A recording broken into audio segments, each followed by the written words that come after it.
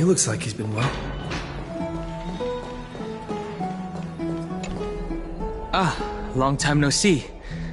I've heard about what happened from Finan. You've been through a lot.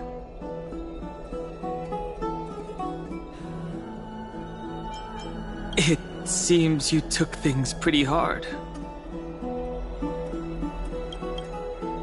I was organizing logs. I also asked Hyacinth for some research material from the Grove. I discovered something interesting. Do you remember that Emphorius' sky was sealed away by a Titan? Aquila's presence keeps this world isolated from the rest of the world beyond the sky. It seems Hyacinth's ancestors were the Sky Priests who worshipped Aquila. Perhaps she can give us more clues to find a way back to the Astral Express. Nothing out of the ordinary happened in the Holy City in the past few days.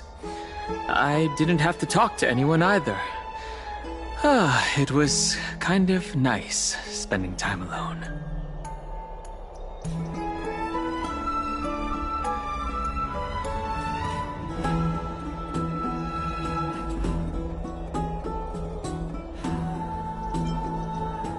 I'm afraid you'd probably find the task of organizing just as awful.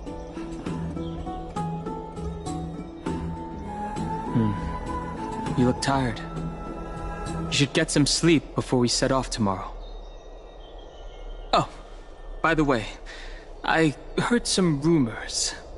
If you're going to wander around, I suggest avoiding the hot bath.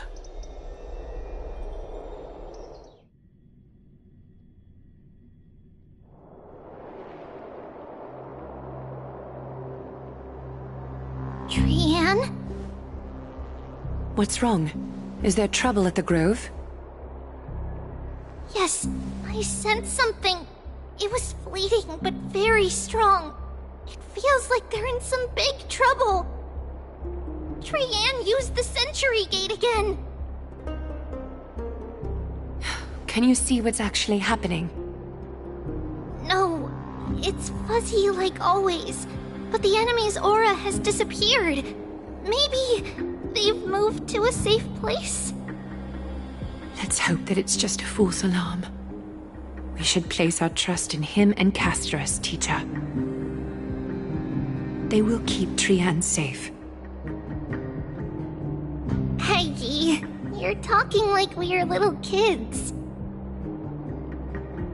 One day, Trian will reach her limit, and Trebi will take on the role of gatekeeper from her.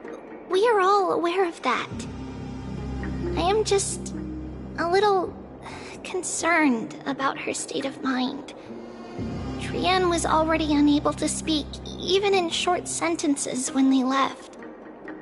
We want to say a proper goodbye at the very least. I will pray with you. Thanks. And Aggie, it looks like we will need you to come with us to the baths this time to unwind. It feels like neither of us have laughed for a long while. It's time to head out with the west wind! All right.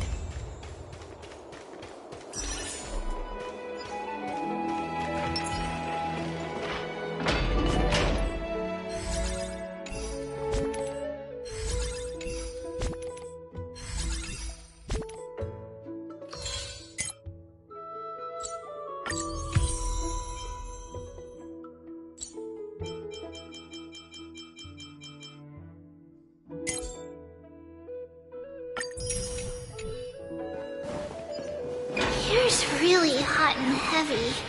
Has it always been like this? Is someone injured over there?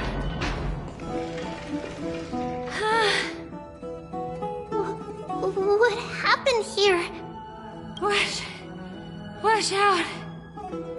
Watch out for the Kremnoan! Kremnoan? This is their doing? Aggie, now's not the time to dwell on that. Let's help the injured people first. Excuse me! Coming through! Oh, you two are here as well. That's a relief. Even the Twilight Courtyard is involved? What in the world happened here? I actually just came to relax. But as soon as I got here, I saw all these people lying on the ground. I've examined them, and they don't seem to be seriously ill. It feels like they've just spent too much time in the hot water. Multiple individuals fainting simultaneously from the hot pool steam? Where is the manager of the baths? He disappeared, and no one knows where he's gone to. Some people have been saying that the Kremnoans are behind this. Lady Aglaya, what do you think about this? Let these people rest. The two of you, please come with me. Have you thought of something, Aggie? Yes. While their intentions elude me, it's time to bring this farce to a close.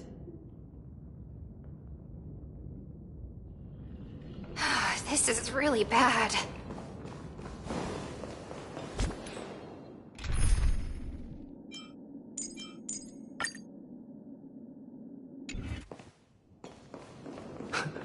This is all you can do, huh? Pitiable deliverer.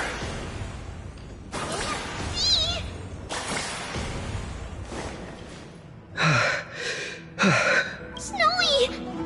Even Snowy! The culprit... The culprit is Mightimos. Oh. Dee! What did you do to everybody? It's just another duel where I claimed victory. Duel? As I expected. On the surface, these two are the mightiest warriors in the Holy City, but they're still impulsive youths at heart. Speak up, Mighty. Tell us exactly what kind of foolishness you and Finan indulged in this time.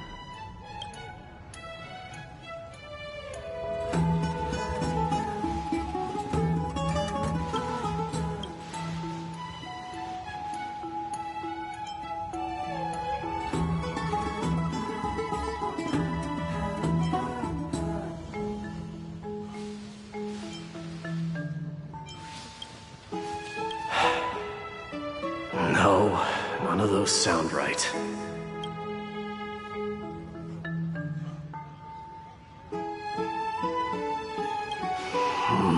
Forget it. Am I seeing things? Is the magnificent deliverer finally deigning to step outside?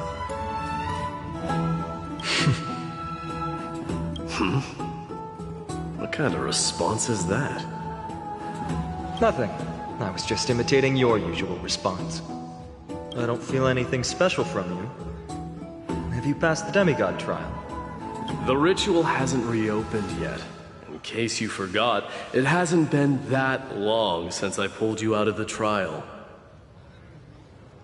I didn't forget. Then, you're welcome. In twilight's last gleam, Makima stands bold. Her walls sturdy, tales untold. Dreaming of her fruitful gardens, pilgrims arrive from distant lands. Figs and olives, so grand. Yet little do they know that they will step into flames, fuel to the fire, a burning brand. What are you playing at this time? I just felt like reciting a few lines of poetry. Surely the Crown Prince of Kremnos knows how to appreciate poetry, right? Kremnoans steer clear of such weak literature. But my library doesn't lack collections of this kind. These lines express the poet's yearning for their home, just as Akama is distant from many people's homes. I know how to interpret poetry, Haikis. There's no point in pretending to be profound, my friend. Thank you for helping me out when I was in a tight spot, but it seems to me that you aren't prepared for the trial either. don't compare your situation with mine. My people are still relying on me. I can't ascend to godhood on my own without first resolving their issues. So, are you suggesting that you, the mighty Mightimos, and the heir to the throne of Kremnos, wish to defy tradition that has endured among your people for millennia?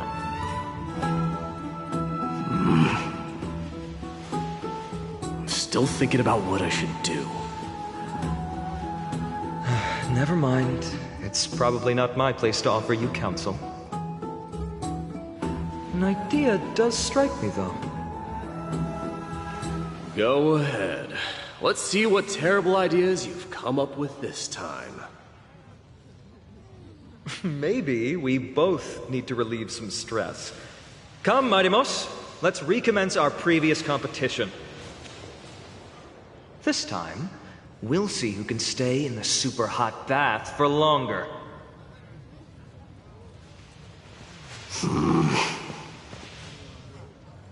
What? Are you chickening out? The phrase chickening out does not exist in the Kremnoan language. I just find the situation absurd, that's all. All-knowing historian, are you not aware that we Kremnoans use boiling water from sword forging for our baths?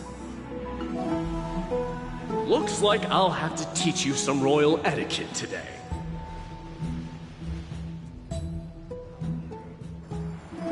And thus, an unprecedented sauna battle commences! With unparalleled resolve, the two warriors' determination even alters the very hue of the steam. Flames intertwine with scalding vapor, reaching toward the heavens, shrouding the sky in the sun. The spectacle is so magnificent that none dare gaze upon it directly. Since we can't see what's happening in the competition, why don't I regale you with a tale of kings to pass the time?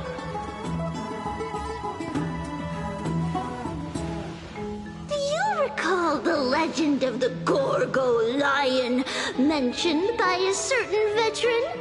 The central figure, the main character, was not the sole sovereign of that land. An oryx stood as its formidable rival. Long before the dawn of Era Chrysia, the two beasts started their timeless battle on the plains of Tritos. The lion regarded the oryx as its food, while the oryx perceived the lion as a scornful, oppressive, and challenging barrier that it swore to topple with its antlers. For tens of thousands of years, without respite, the two creatures thus continued their relentless pursuit and rivalry.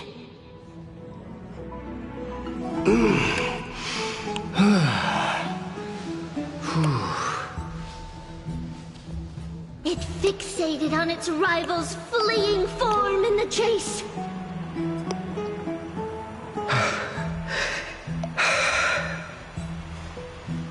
It set its sights on the other's neck, nearly within reach.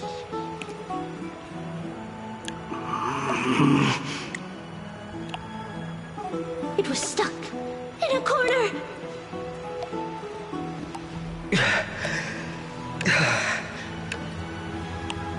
It had nowhere to escape. On the land of Amphorius, some lives meet their end at dusk, some at dawn, and yet others are fated to perish under the blistering sun at noon. And at last, the most scorching moment of the day descended upon them. The formidable hand of fate heeded their call and arrived! My lords, would you like me to reduce the temperature a little?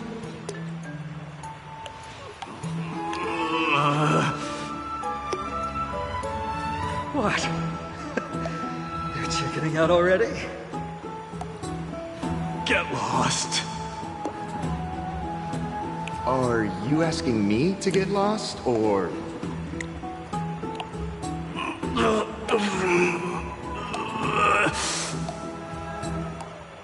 Do whatever you want. Oh, please, forgive my presumptuousness, my lords.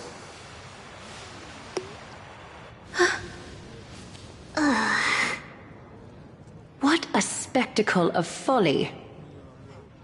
This is what you get for daring to challenge a Kremnoan without understanding your own place.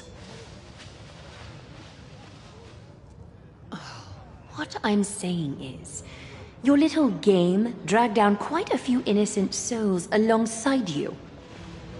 We will personally escort back home the customers left awestruck by our formidable presence. This isn't fair. You're wearing way less than I am. Is this the latest trend now? Getting into the baths while dressed in full armor? Don't look at me like that. It was he who challenged me. There is no word for flee in the Kremnoan language.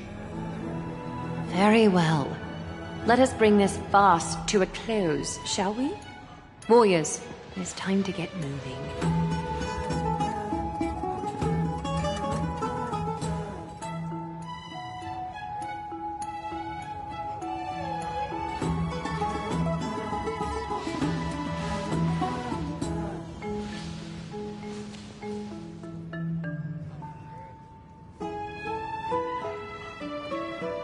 Alas, the Flame Chase journey is destined to be a lengthy one, replete with obstacles. But thanks to those two, all the gloom has vanished into thin air. Oh, we just had quite the commotion. It's not every day we find the Marmorial Palace this serene. Shall we continue with our previous plans?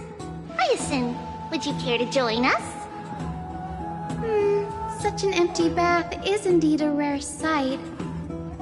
I was looking forward to unwinding after work. I'd be delighted to accept your invitation, Lady Treevee. How about we go to the biggest bath?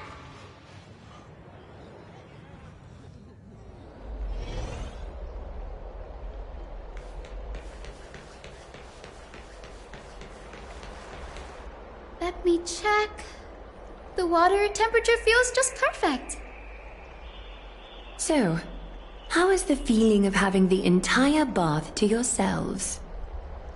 It's so good. But, Lady Treevee, aren't you going to soak in the bath with us? We will have to pass. After all, we've become children. Please understand that she can no longer endure the heat of this pool due to the blessings of Yanis. Oh. Are you curious about us, Hyacinth? I am, but something tells me that it might be better to change the topic. Don't get all nervous. It's not something we can't discuss. The truth is, a long time ago, we were a mature adult just like Aggie.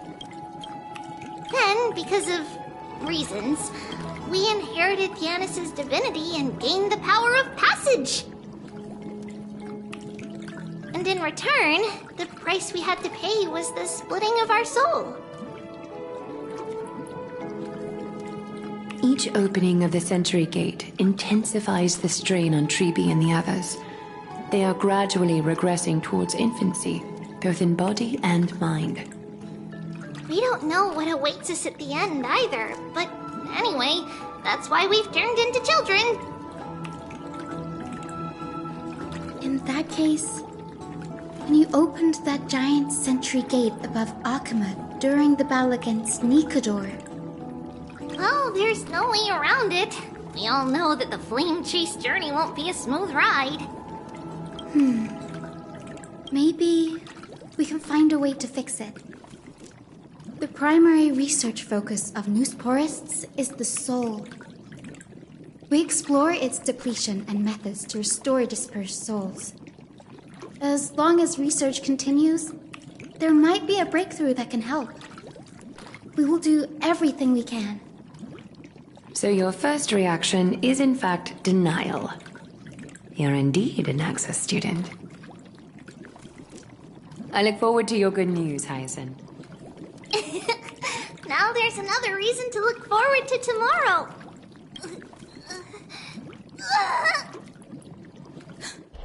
Lady Treby, what's wrong? Something's off. It's that strong feeling again. Is it Trian? Wait, no. It's not Trian this time. It's Trinan. Trinan is in danger.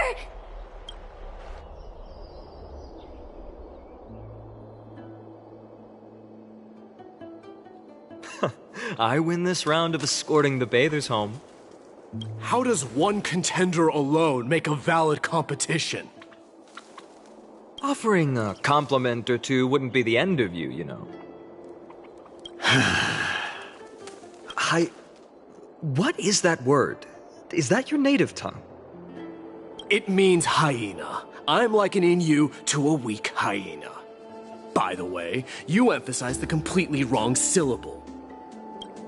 Though we've been acquainted for some time, I have rarely heard you talk in the ancient tongue of Kremnos.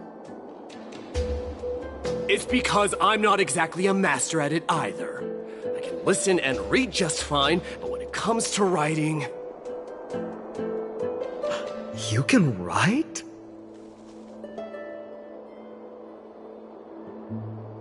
You speak as if you don't have a brain. That was in jest. I understand. After all, you spent all your childhood wandering far from home. Worry about yourself first, Deliverer. You also never mention your hometown, apart from when you need to introduce yourself. Well, it's because there isn't much to say.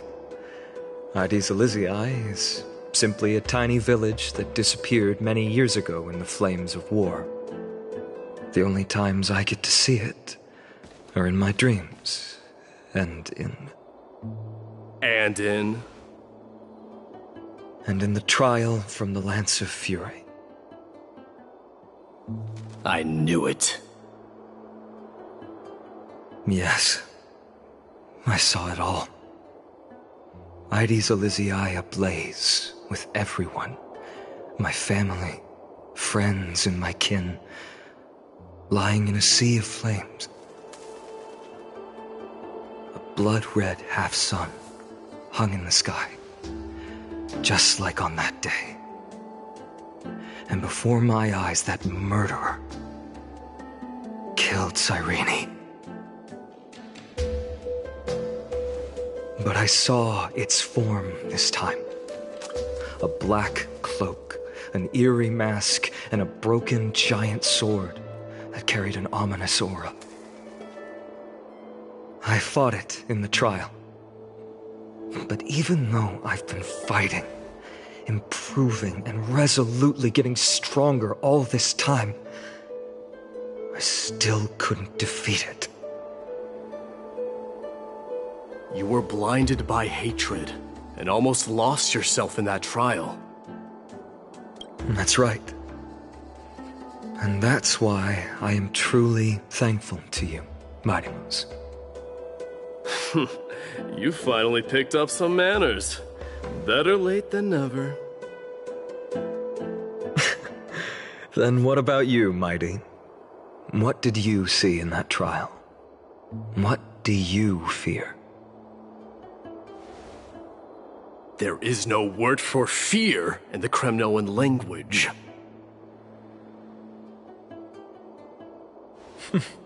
I'm getting the feeling that your language has no words at all. But to answer your question, I saw Akuma in the trial, as well as my old comrades. Hephaestion, Perdiccas, Ionius, Ptolemy, and Possesta. Ever since I returned from the Sea of Souls, these 5 have been by my side. We faced life and death together during our days in exile. Those 10 years were arduous, yet filled with moments worth treasuring. Each night, we would gather by the campfire, savoring honey brews and singing our hearts out. The wind in the wilds of Amphorius smelled like rust. Hephaestion would always tease me about adding goat milk to the honey brew, claiming I ruined the blood-red color of the drink. He had a scrawny figure that was a relentless force on the battlefield, dispatching foes without so much as a blink. Perdiccas was an expert in concocting medicines, delving into all those strange folk remedies. Leonius was a swift runner and our most reliable messenger. Ptolemy was a real bookworm, always spouting off in chapters and verses. When we left Kremnos, he made off with a stack of ancient tomes from the Grand Library. Not like it mattered, as my family owns the library. And then there was Possesta. He was the silent type, but a truly masterful musician. This is the first time I've heard you mention these 5, and their names. They died on the battlefield before the Kremnoan detachment managed to join Akuma.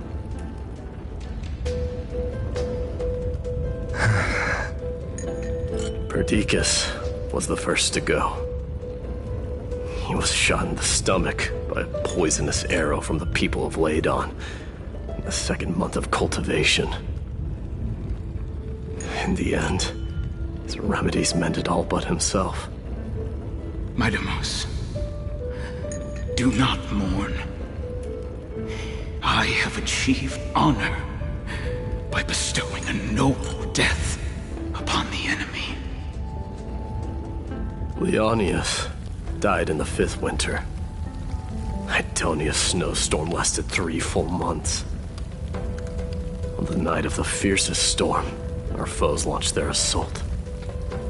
Idonia. Is that the city Castorus used to live in? Yes. Those zealots were as fearless as Kremnoans in the face of death, but they lacked respect for honor. They cornered us in a bottomless swamp. Leonius covered for our retreat, and they cut his legs off. He vanished into the mire of a foreign land, his body never to be recovered. This is perfect.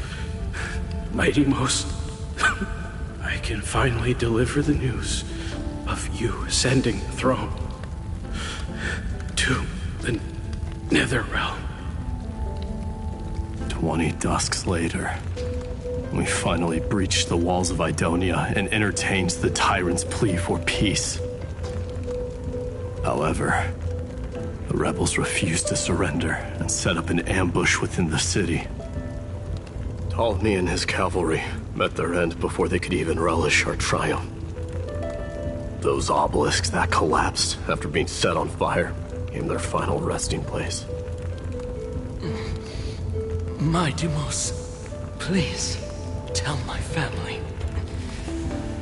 It was not cunning schemes that vanquished Ptolemy, but the immense weight of Amphorius' entire history.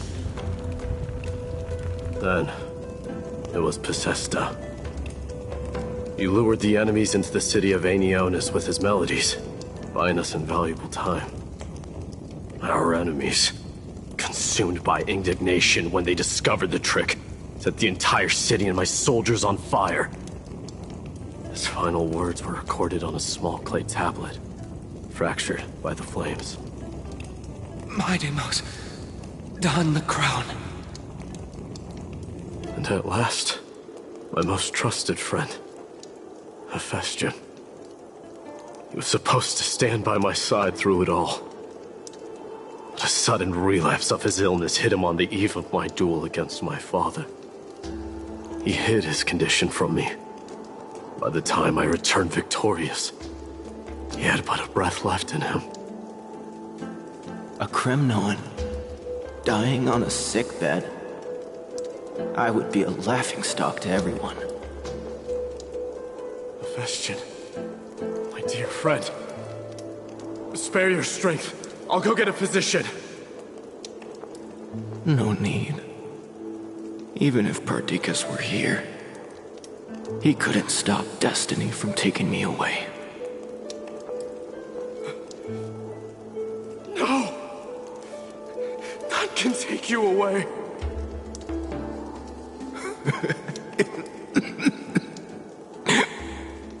Mightimos,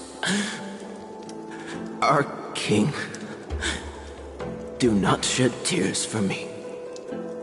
It's not befitting of your status. Farewell, my dear friend. You must lead us back home. What a grave trial indeed. Now I understand why you see immortality as a defect, or even a curse. My father threw me into the sea of souls to break the wheel of karma. But little did he realize it would grant me an immortal body and summon a fated revenge on his head. Following his demise, I considered leading my people back to our homeland. Kremnos had already turned it into a wasteland. Only darkness and insanity thrived there. Against the dissent of many, Krateros included, I made the Kremnoan detachment stay in Akama. But I know that their glory will never be doused out. The instant of strife shall inevitably arrive. If you take over Nikador, then you must begin the journey back to your homeland. So, you hesitate because you think leaving your people in the Holy City is a better choice? I don't know. But I have never been crowned. And those 5 were never endowed with any titles. None is aware of their glory. Your predicament is truly complicated. I don't know how I can give you any useful advice. Maybe you could seek counsel from more people, such as the Grand Craftsman. Cartonis' people seem to have been through comparable dilemmas. And that teacher of yours, Krateros? Dee, we've got a big problem! Big problem! Lady Tribby, what's making you so flustered? Hurry up and go save Trina! She got abducted by Krateros!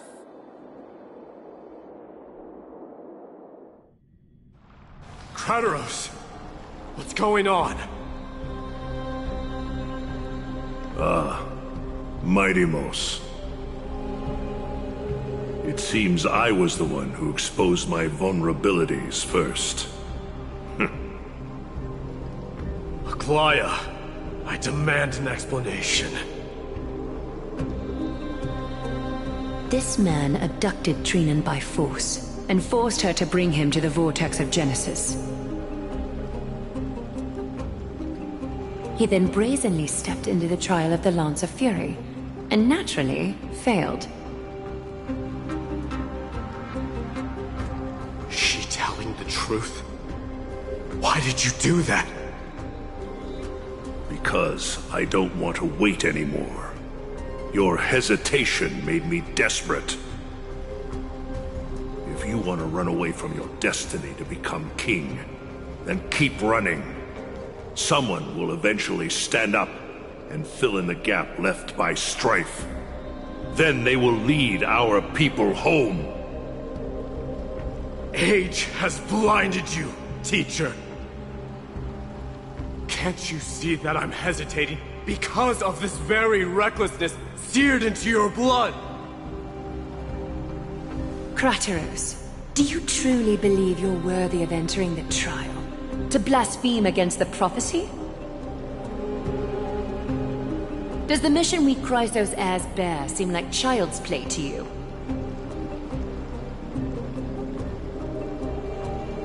Do you know how the Kremnoans see you, Aglaya? You're a hypocrite and a megalomaniac. The prophecy of Genesis and the Flame Chase journey are just excuses for you to seize power. Silence, Crateros. Do you even know what you're saying? Are you defending this woman, Mighty Mos? How many wars did people start because of her and her so-called prophecy? How many cities fell in the past millennium, their people massacring each other? Even if this so-called Genesis really exists, will there be a place for the Kremnoans in that new world?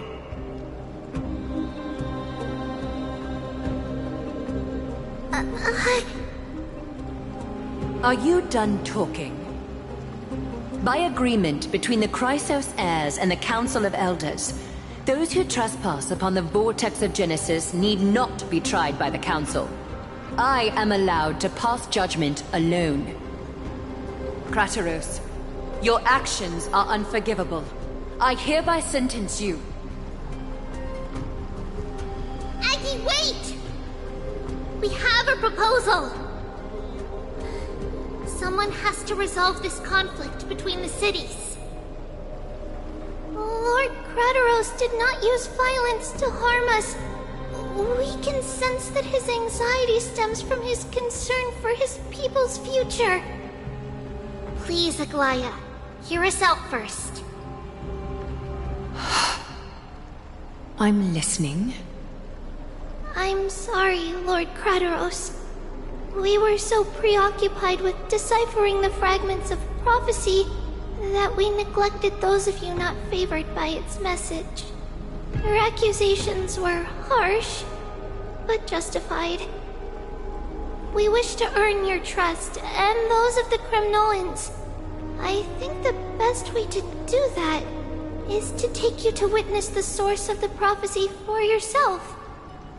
How are you going to show me something that has no form? You've heard about that Outlander, right? He has somehow made a connection with Orynyx and can completely replicate scenes from the past.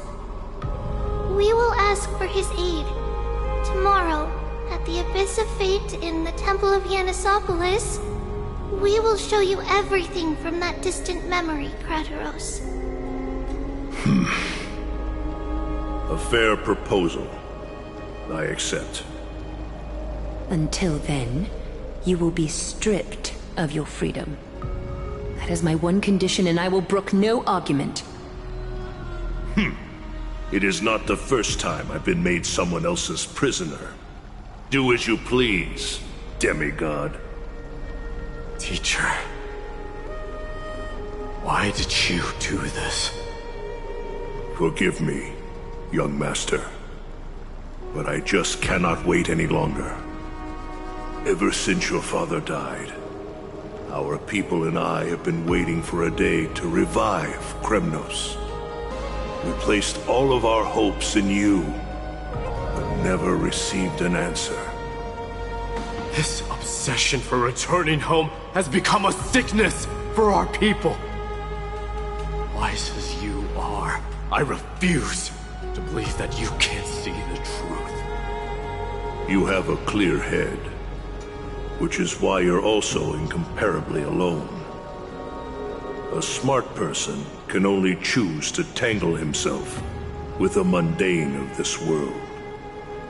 If you're truly capable of leading our people beyond this blood-stained fate, then prove it to me once more, Mighty Mos. Just as you did back then.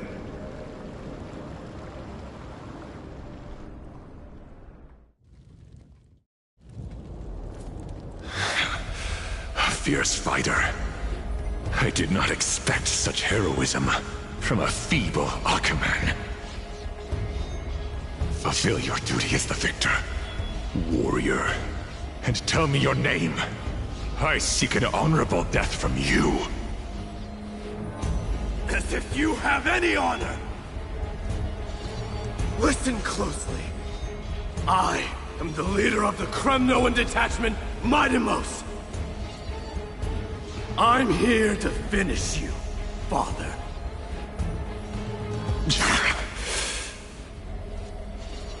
It's you. The beast spurned by all. So you did defy death. The prophecy was true. You will bring an end to my Kremnoan dynasty. Defy? You're wrong. Death fears me. It's the reason I have this body of steel. As for you, you already stand at death's door, father. You were the one who threw me into the Sea of Souls. The one who tried in vain to enslave a Titan. And the one who desecrated the body of a god. Haikis! You're a weak king. So weak that even the lowliest hyena is a more noble existence than you. And now, fate's reckoning is upon you. Then swing your blade. Take my crown. Coronate yourself with an old king's blood. And inherit it all. Become the new rightful king of Kremnos. No. I don't want the crown. Listen. There's only one end for the kings of Kremnos. Then the crown means nothing to me. All I want is your life. To avenge Mother and my comrades.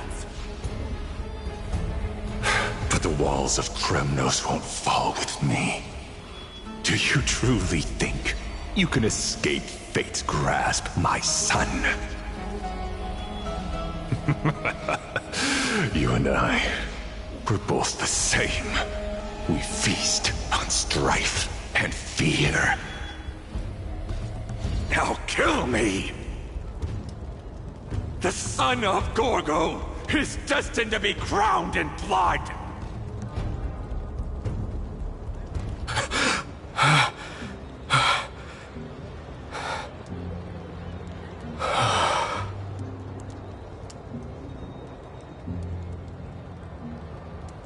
Kratos. He said the Grand Craftsman Cartonus might have some suggestions. Might as well go see him.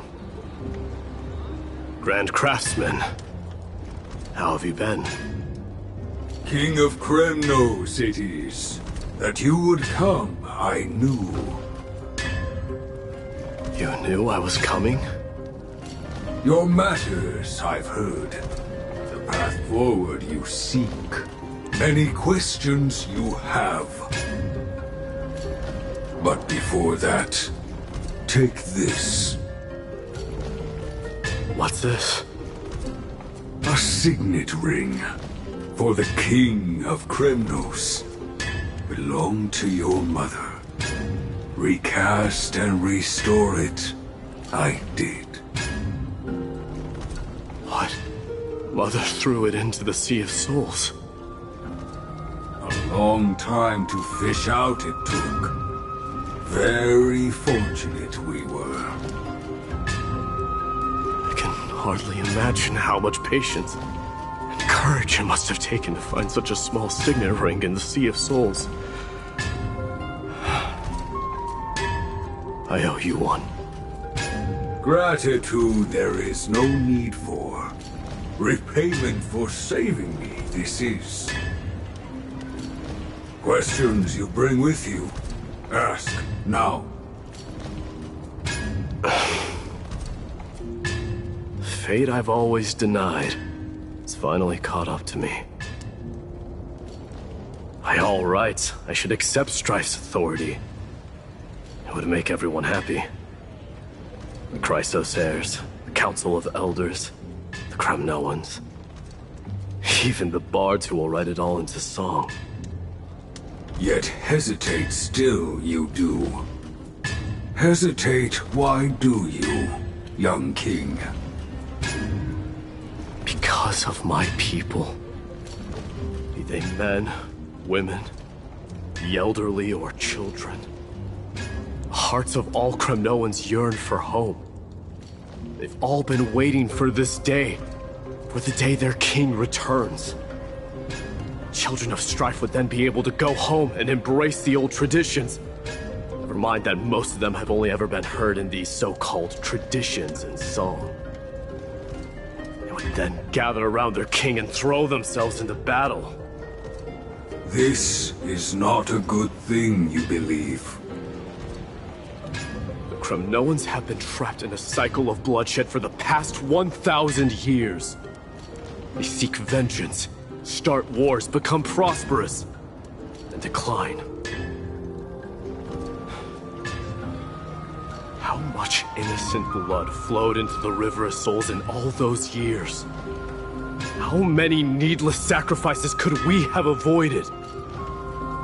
I accept that fate and become the totem of strife, and lead my people into repeating the same mistakes. Then of course I would be terrified.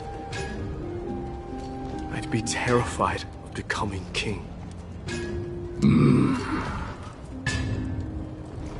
A different kind of Kremnoan you truly are.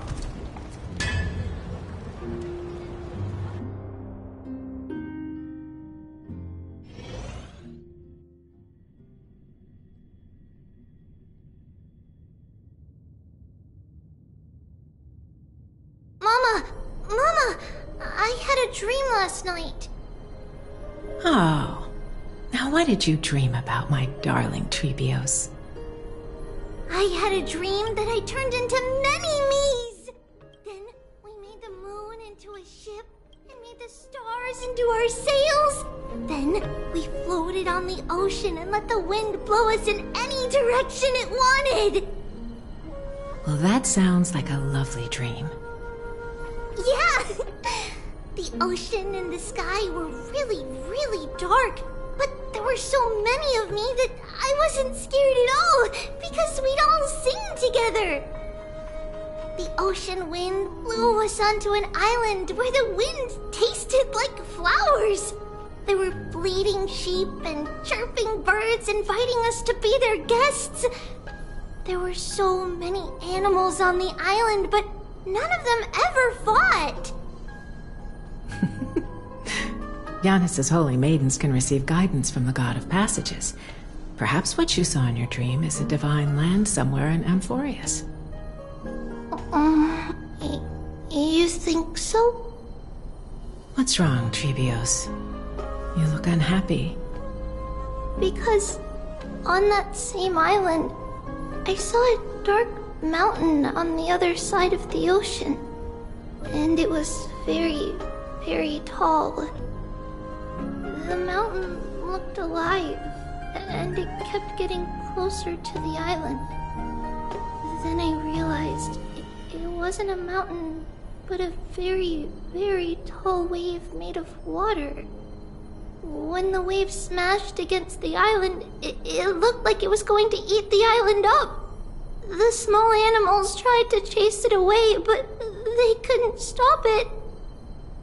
Then there was a bang and I woke up. A dark wave. Mama, does something that scary exist in real life? Yes. Unfortunately, it does exist in Amphorius, but it's very far away from our temple. We call it the Black Tide, though it has nothing to do with water. It has no shape or form, but it can swallow up animals, humans, and even titans, turning them all into monsters. Oh, the Black Tide is a baddie. I don't want everyone to turn into its food. Can't we chase it away? Of course, my dear. You only need to behave well and listen to what the adults tell you. Study all the knowledge and etiquette you need, then grow up and become a proper holy maiden. The divine Yanis will then give you guidance and help you light the way for the people. Wow, I'm gonna eat a lot and study a lot and become a holy maiden. But Mama, you said the black tide can swallow up titans too. What do we do if even Yanis is eaten? If that happens, then the Holy Maiden will have to be the one to guide people on the right path. After all, we are the human avatars of the God of Passages, yeah? Yeah! But one person alone is not enough. Once you're older, you'll make a lot of friends. You must do your best to unite them, because that's also our duty as priests. Friends? Are they also like me and Mama with pretty red hair? They might not, but they'll certainly be just as smart and kind as you. Mama? Am I dreaming? Don't be silly, dear. Of course you're not dreaming. I've always been by your side. What? Now be a good girl and call your friends over too. Let's play hide and seek, just like we used to, okay? My Trebios is the smartest girl. I'm sure you'll remember where everyone is hiding. The voice sounds so far away. I don't remember. Who am I looking for? Your friends, who will chase the black tide away alongside you, of course. Is this from my childhood? I don't remember. Use the spin. There will be an amazing captain on that big ship. She's cheerful, optimistic, bold, and cautious. She'll be able to get everyone together. Wow, that's amazing! Can I be the captain? Of course you can. But you'll find someone else who's better for the job, my dear. I think that person lives in a beautiful temple that sits atop a hillside, covered in golden fig trees. There's a noble girl there who's very smart, but also very delicate. Just like Mama? Perhaps. But before we find the captain, the ship also needs someone who can navigate it. Who could that be? Let me think. I know! She's Trevi! I named this doll after myself? I don't remember it all. Is this a dream? Or something that happened in the past?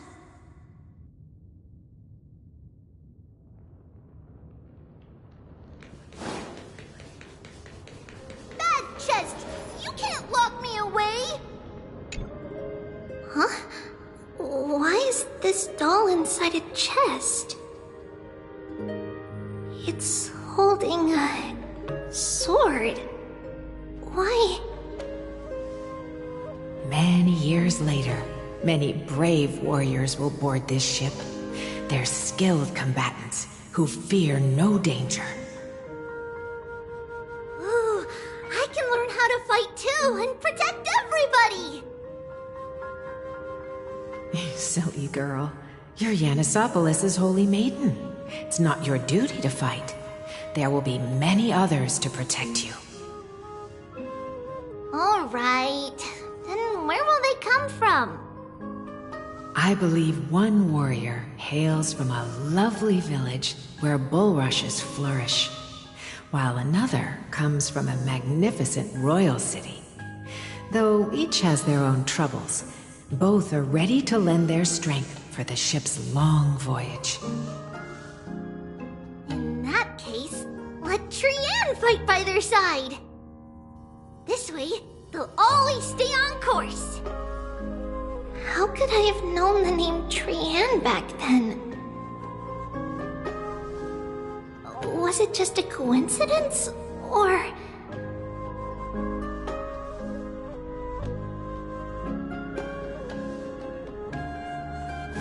Learning can... When navigating at sea, you need to know both astronomy and geography. Isn't Yanis's knowledge enough? Oh, sweetie. The ocean isn't like the land. It's easy to get lost. That's why it's important to learn to recognize the miracle of Aquila. Alright! Even though my brain is already super duper smart, I'll still try my very best! Circe also favors children who try their best. They will send a wise scholar as everyone's teacher to help you reach your dreams. I want to be a teacher too! Oh, wait, I'm super duper smart. So I want to be the teacher's teacher! Why not? But if you're going to be a teacher, you might need to tone down that hyper energy of yours. Then Trinan can do it! She's well behaved and would make a great teacher!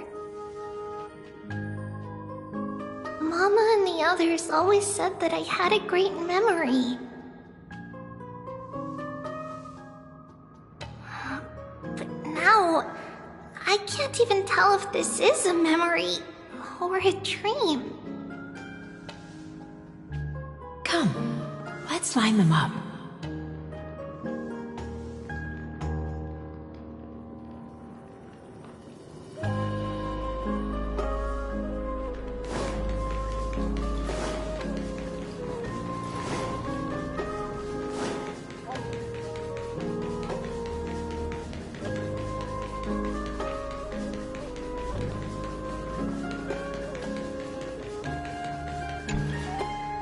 Trebios, set them on this music box and let them compose a melody for our song.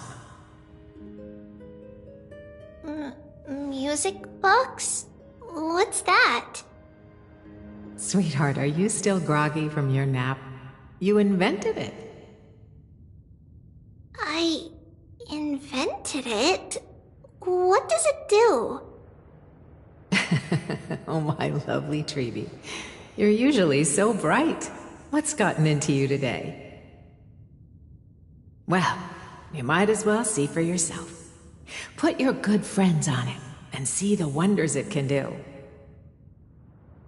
Put the dolls on.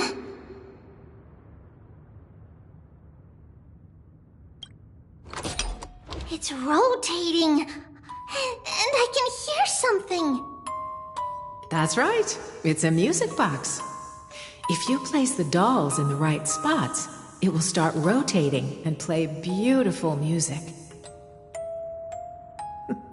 Out of all your inventions, this one is my favorite.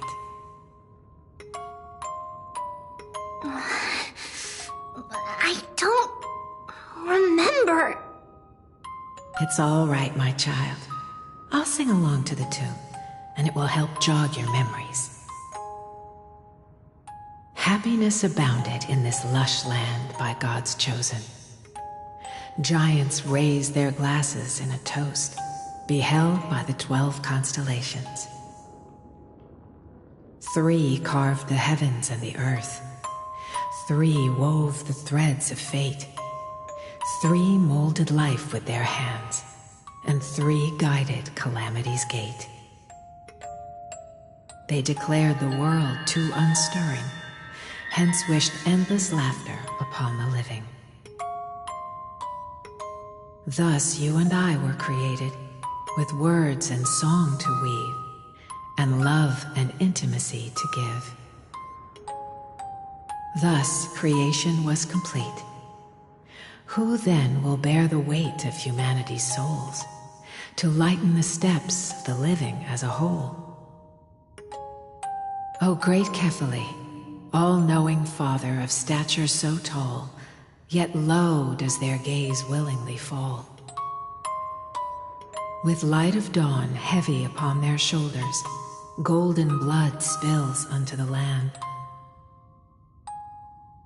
converging into a boiling river that flows to the heroic heirs of this world.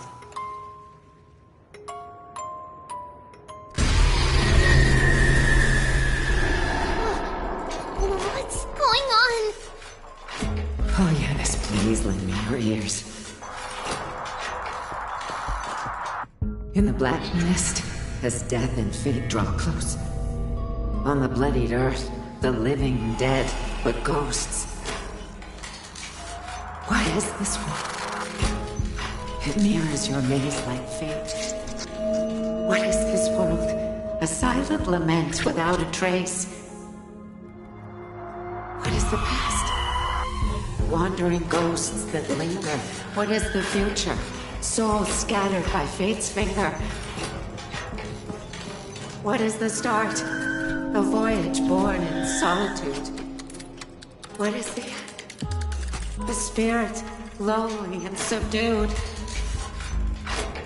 Lonely and subdued. And subdued. And subdued. Subdued. Subdued. Subdued. Subdued. Subdued.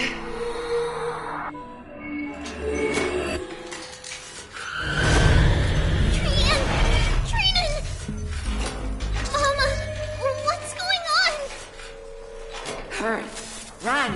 Traitors, run! The black tide has arrived!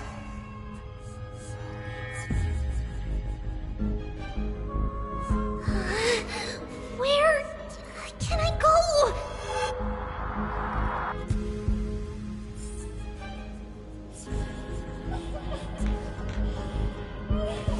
What's this?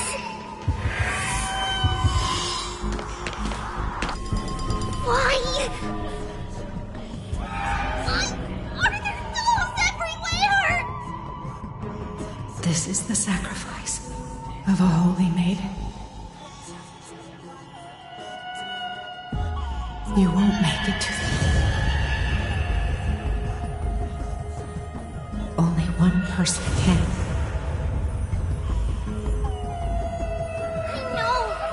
I know! It's fine if we can't reach the end. Our minds are made up. Go. Bid your farewells, Trees. Time. Are you going to leave me? My sweet girl. I will never.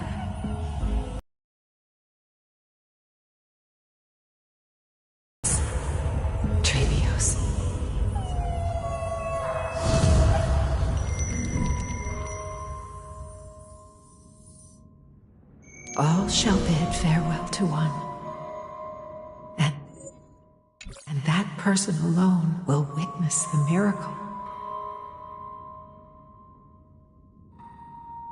Since your mind is made up, then traverse the black tide and dispel the fog for Amphorius. I shall see you tomorrow, my dearest Trevios.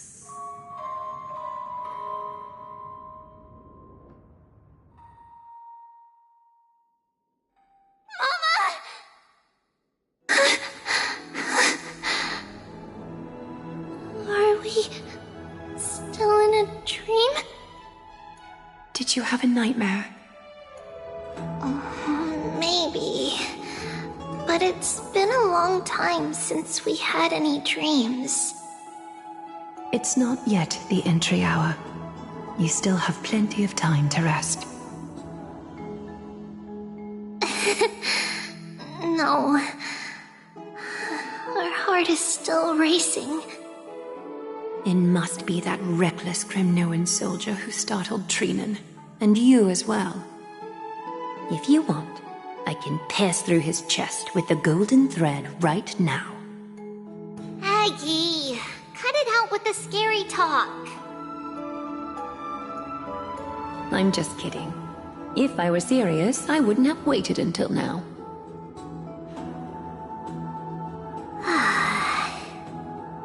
Do you want to talk about the dream? Keeping it bottled up is not good for your health. We had a dream about Mama. The dream itself was nothing. It's just the timing that feels a bit unsettling. You mean... It's Trian. Even if we refrain from ever using the power of the Century Gate again, her soul continues to slowly drift away from her body. There isn't much time left. Perhaps it wouldn't be such a bad idea to let her relinquish her role as the gatekeeper and live out her days as a carefree child. You have a point, Aggie, but our decision has already been made on that matter. I believe there's still another way. Souls will be spent until they dissolve into dust. Such is our fate. Once we had a whole and connected body.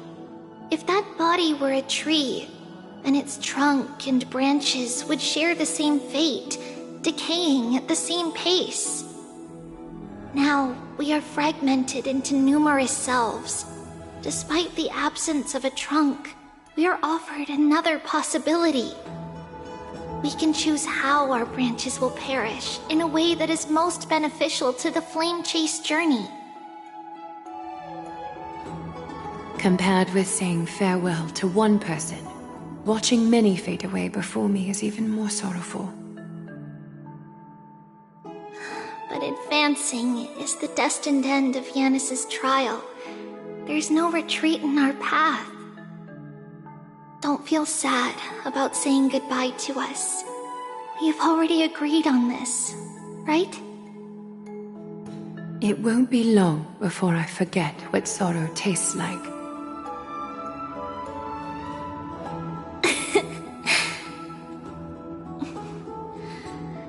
So, what would you like for breakfast, Aggie? What? Where did that come from? After all this talking, we are feeling a bit hungry. Plus, it's nearly the entry hour now. Do you remember when we first met, Aggie? You were still a little one, and we caught you secretly eating oatmeal late at night.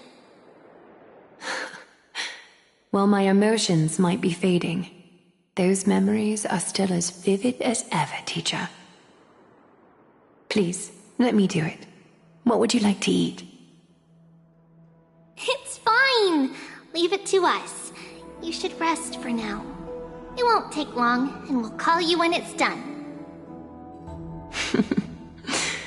In that case, thank you. Then, see you tomorrow, Aggie.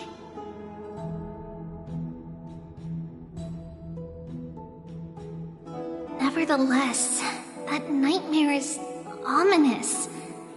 Memories are slipping away, even the image of Mama. Just as expected, another trip must be made into the abyss of fate. Hopefully Orynyx will be willing to help us.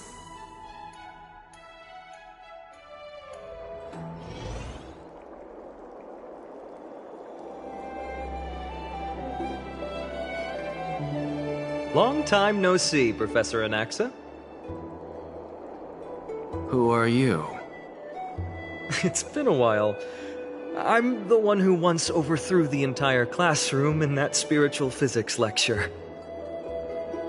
Oh, it's you. No way.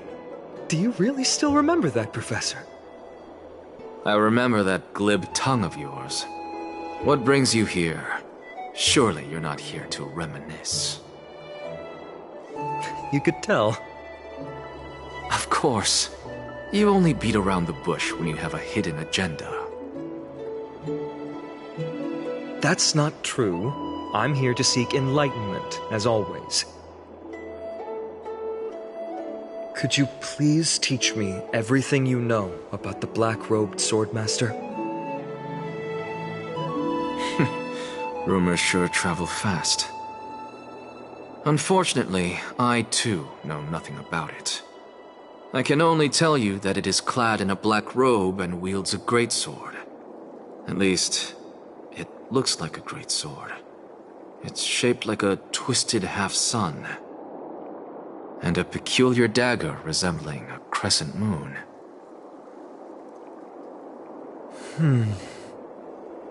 By the way, take this with you. I got it from the sneak attack. It's yours now. I was right. It is this thing. The one who torched Aedes Elysiae to the ground and killed everyone. Don't try to be a hero. No one in Akama stands a chance against that thing right now. Is that what the Titan said as well? Not at first. But the god relented after having had a taste of its power. Even with the god possessing me, I couldn't fight against that blade. That incredible power doesn't seem to be granted by any Titan. Are you suggesting that it originates from beyond Amphorius? It's possible. Much like the Black Tide, no? Nonetheless, it's an enemy we must overcome. We? Drop the pipe dream, Finon. No one wants to see you fall by their blade. Their mere presence will endanger the Holy City and the Flame Chase. You know that I don't believe. You don't believe in the so-called prophecy, I know.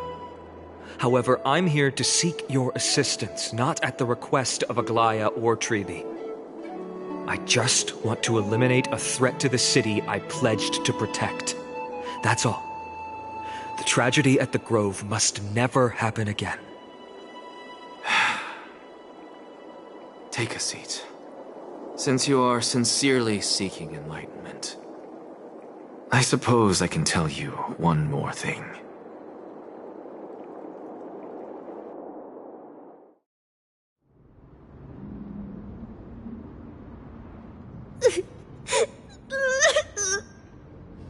What's wrong, Trian? Nothing. Just remembering what happened at the Grove. Monster in the black cloak. So scary. Everyone in danger. Nightmare. I can't forget. Don't be scared. There are no bad guys here. Didn't you save everyone with the Century Gate, Trian? Trian threw it away. Far, far away. It's never coming back. We got back safe from the Grove because of you, Trian. You're the reason the Flame Chase journey can continue. Sorry. Trian feels a bit dizzy. Why are we here again? For the same thing, of course. Remember? Tomorrow we will reveal the prophecies past to everyone. But first, we need to restore the memories that have been blurred by the fragmentation. We hope to present the full truth to everyone, without hiding anything. Since Yanis caused the fragmentation, we can only turn to another Titan, Orynyx, for help. Also, remember to get breakfast ready for Aggie before the lucid hour tomorrow. Oh, yes! Trian remembers now! Oh, on that note, we had better prepare some saffron before we meet with the Titan. Saffron? Oh, it's an essential offering for rituals in the Temple of the Three Fates. You think we shouldn't go to Orynyx empty-handed? Yes, it's also a symbol of Yanisopolis. If we are to replicate memories, we need to use something that has experienced those days. And when we first met Aggie, we added that to the porridge we made for her, and she really loved it. I see! It's like killing 3 birds with 1 stone! But it all depends on whether Orynyx is willing to help us. This could be a problem. After all, it was us who took the core flame from Yanis, from Orynyx's kin. We will have to give it a try, if there's truly no other way. In our current state, we probably can't do anything to them. We'll cross that bridge when we get there. Leave it to Trian. Trian knows how to play cute. In any case, let's look for saffron first. I hope there's still some left in the temple, untouched by Nikador's soldiers. I remember that aged saffron is preserved in sealed jars. Let's be on the lookout as we go.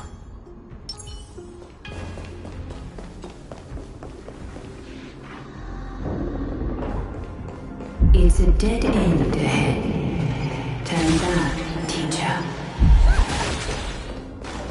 What? Aggie? No, it's an illusion. Wow, this room is huge! Trinan, did you? Yeah, I saw it. Was that a warning from Orynyx? What are you two whispering about? Treevee? Trinan? Trian can't even hear our own telecommunication. Well, never mind. Trian suddenly feels like this place is quite familiar. Oh, there's a whiff of safari in this room. It's right over there. Over here. Follow Trian. Trian, slow down.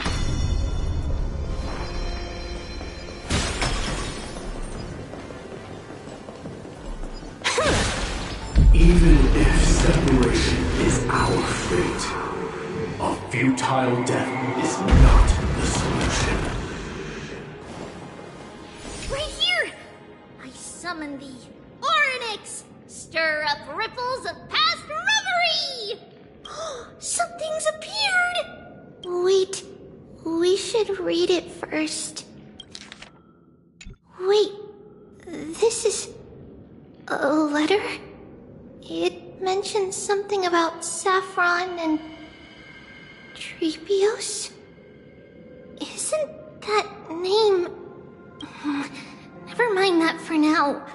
Why is this letter here? And how did Trian sense it? Could it be our lost memories?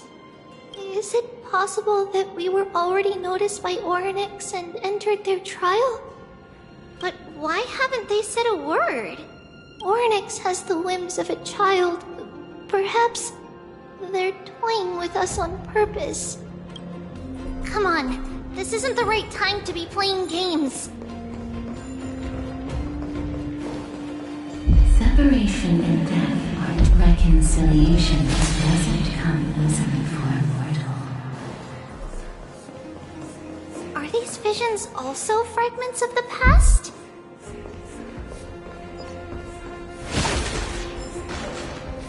Trini! Trinan! Look what I found! Is this the safari?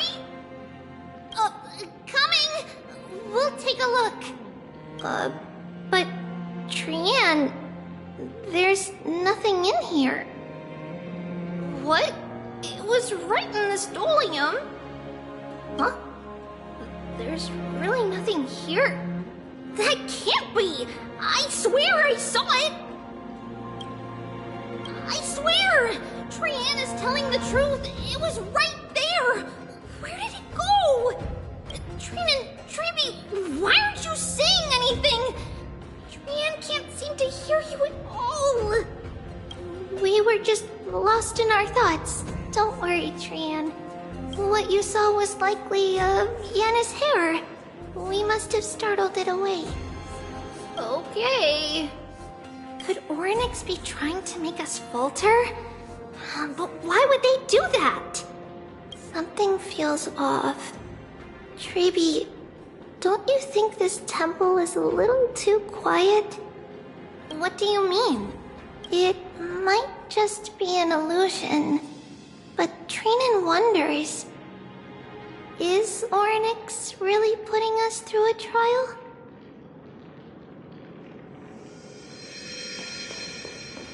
Ugh, still no luck finding any safari. I suppose we can do without it.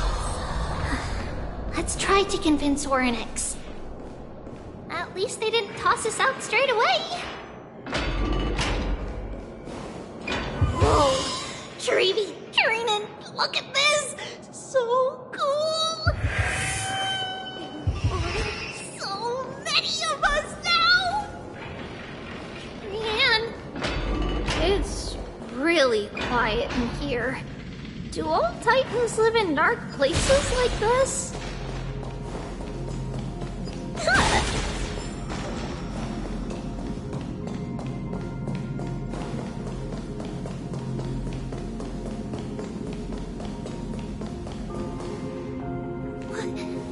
What's going on? Orynyx disappeared?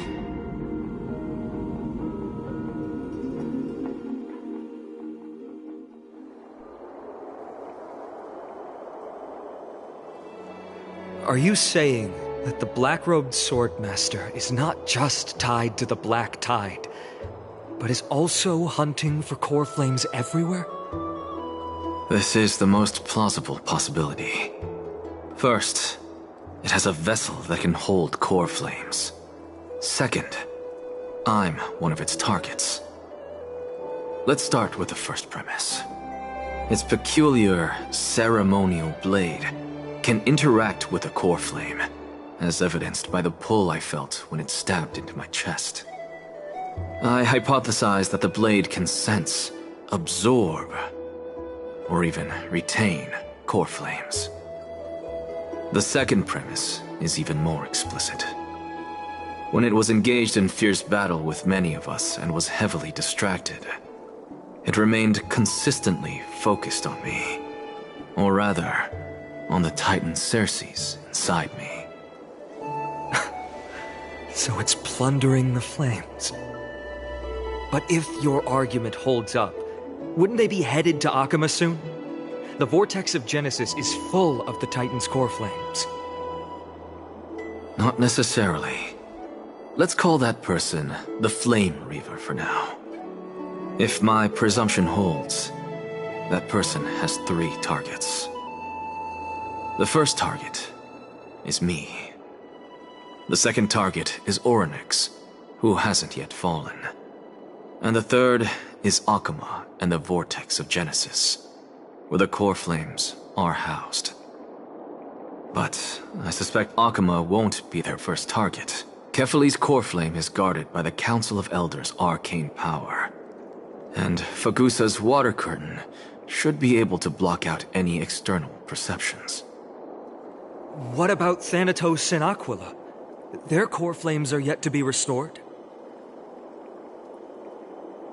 The whereabouts of Thanatos remain a mystery to all. As for Aquila... Can you fly? No, I can't. Why are you asking that? Can that Swordmaster fly? Good point. But what if they do grow wings? If they had wings, I wouldn't have made it out of the grove alive. That's a relief. Anyway, since the Flame Reaver has 2 targets, we need to move fast. With the distances between Akama, the grove, and these potential targets, I believe we should bolster our defenses and... Bad news, Finan. Treeby is missing. The last time the 3 of them were seen was in... the Abyss of Fate.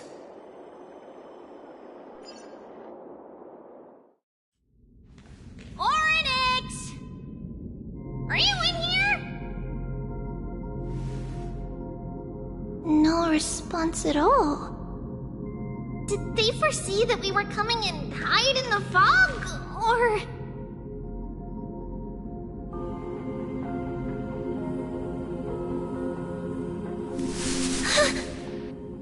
Treeby, we should leave. This temple has other people in it. What? Oh. Listen, footsteps. Fast ones. 3 or 4 people coming this way. Come on, we need to hide. Whoever they are, we can't let them see us. Treeby, Trinan, come check this out. What's this? Trian feels like it's so familiar.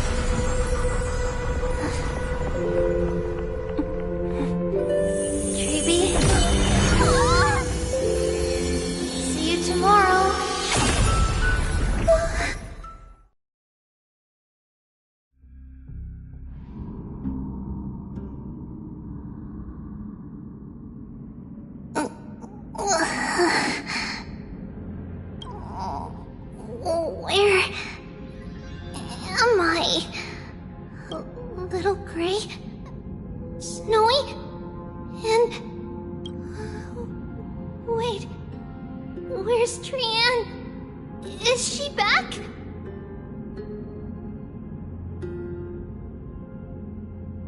We only saw the 2 of you collapsed on the side of the road when we arrived.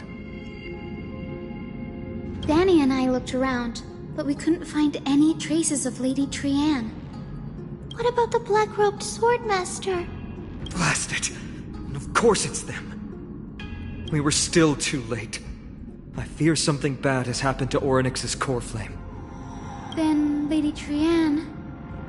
She doesn't have much divine power left. We can barely sense anything. That you're both safe is already a blessing. Everyone, we must take action now. We should split into 2 groups. One group will stay in the Abyss and meet up with Aglaya's reinforcements, then search for Trian's whereabouts. The other group will come with me to pursue the black-robed swordmaster and recover the core flame. Do you know where it's headed? I didn't get to tell you this before, but Anaxa and I already have our misgivings about the Black Tide, so we've made preparations. I'll tell you the details as we move. Opportunities are fleeting on the battlefield. We should hurry.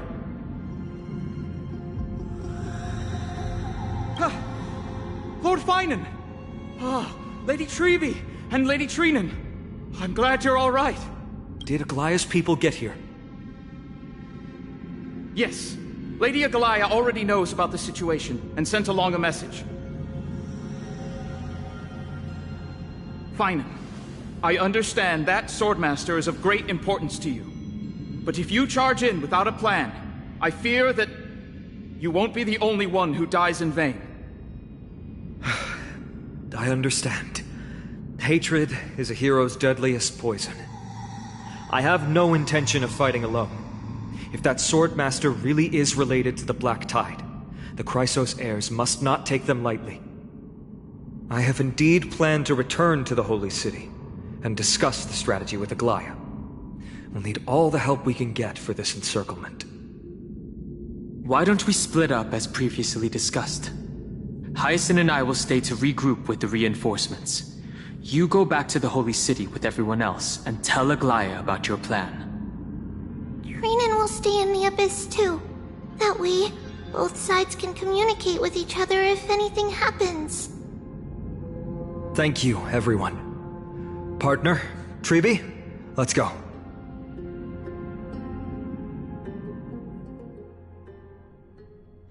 We're back, Aglaya. You should have come to me first, Finan. Aggie, there's no need to scold Snowy. Akuma is currently in grave danger. I know. It's beyond my imagination that the only two titans humankind can still rely on fell in such quick succession. I've never seen the golden thread pulled this taut, as if it could snap at any moment. Finan, tell us your plan. Time is of the essence.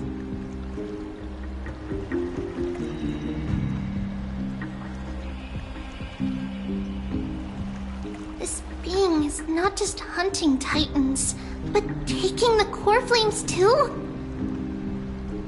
Yes, just like the Flame Chase journey is doing. Professor Anaxa thinks the Flame Reaver's arrival is likely a sign the Black Tide has spread further. Regardless of whether you're right, this being is still far more aggressive than we expected. But its madness is also an opportunity for us. If its goal is the core flame, then that means us humans can lure it into a trap. Anaxa had already left the Holy City with Cersei's core flame while we were on our way to the Abyss, so he can make preparations for the battlefield. Tell me, what makes you think this won't end with us losing another core flame? Because this time, the power from beyond the sky is also at our side. He is the key.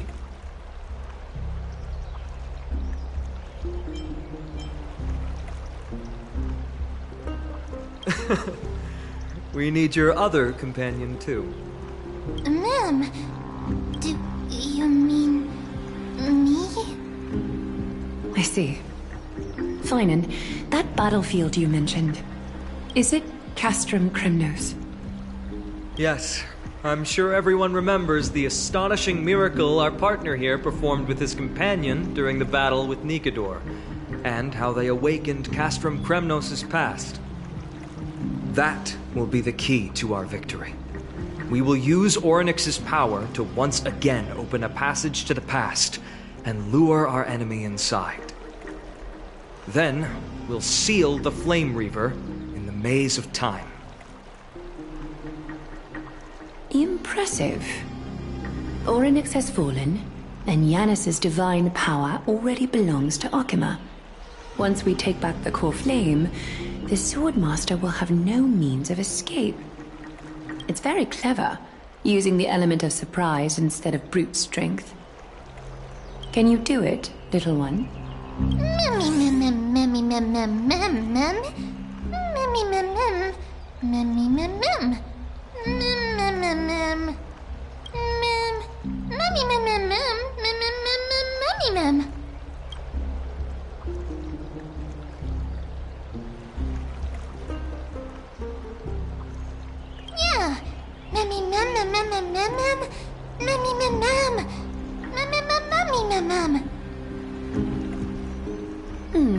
Such enthusiasm.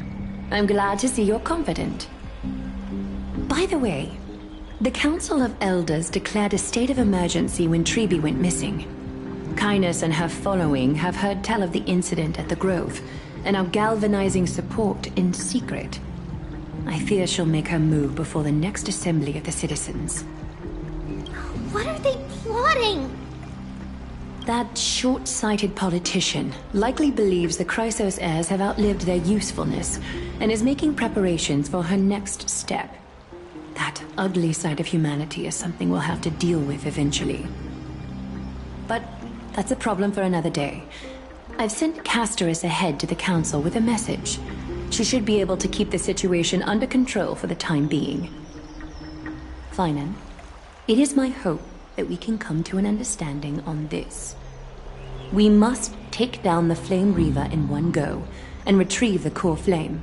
And in doing so, grant ourselves an advantage against the Council of Elders. Of course. You may count on me to lead the charge.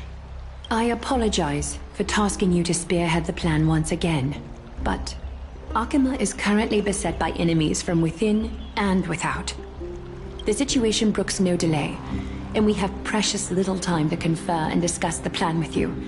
That being said, you are the key to our success, and I shall respect any decision you make.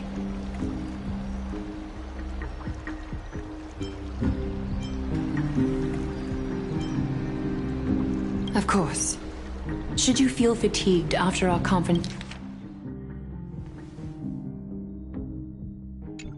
with the Flame, we are grateful to you for your aid. And to the rest of you as well. Now, let us be off to begin the hunt. May Kethely sharpen our gaze and grant us victory over the enemy.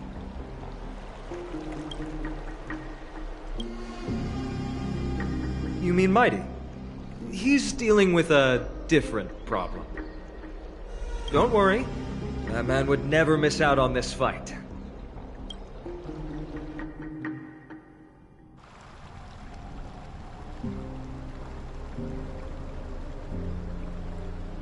Farewell, my dear friend. You must lead us back home. You and I, we're both the same.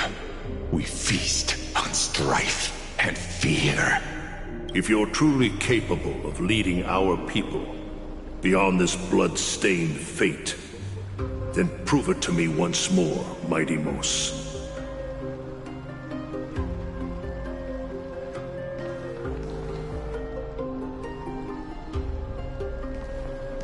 I knew you'd be here. I heard you're about to set off on an expedition. That's right. It's going to be a tough battle, and our destination is... turns out to be Castrum Kremnos. Is that why you're here? To pray to the dead Nikador? No, just the opposite. I'm here to tell you, you can entrust the front lines to us this time. You can't afford to lose your upcoming battle either.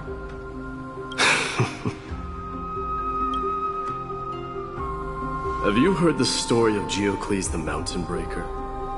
Sounds like you've spoken with Cartonus. That's the name of the legendary mountain dweller, right? Let's have a chat before we go our separate ways. Cartonus told me that back in ancient times, the mountain dwellers lived in seclusion. They spent their days quarrying and gathering, living a simple and peaceful life away from strife.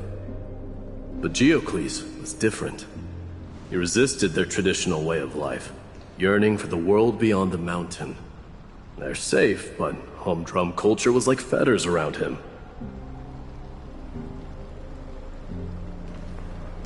He sounds a lot like you. Yes. That is why he, too, faced the same dilemma as I do.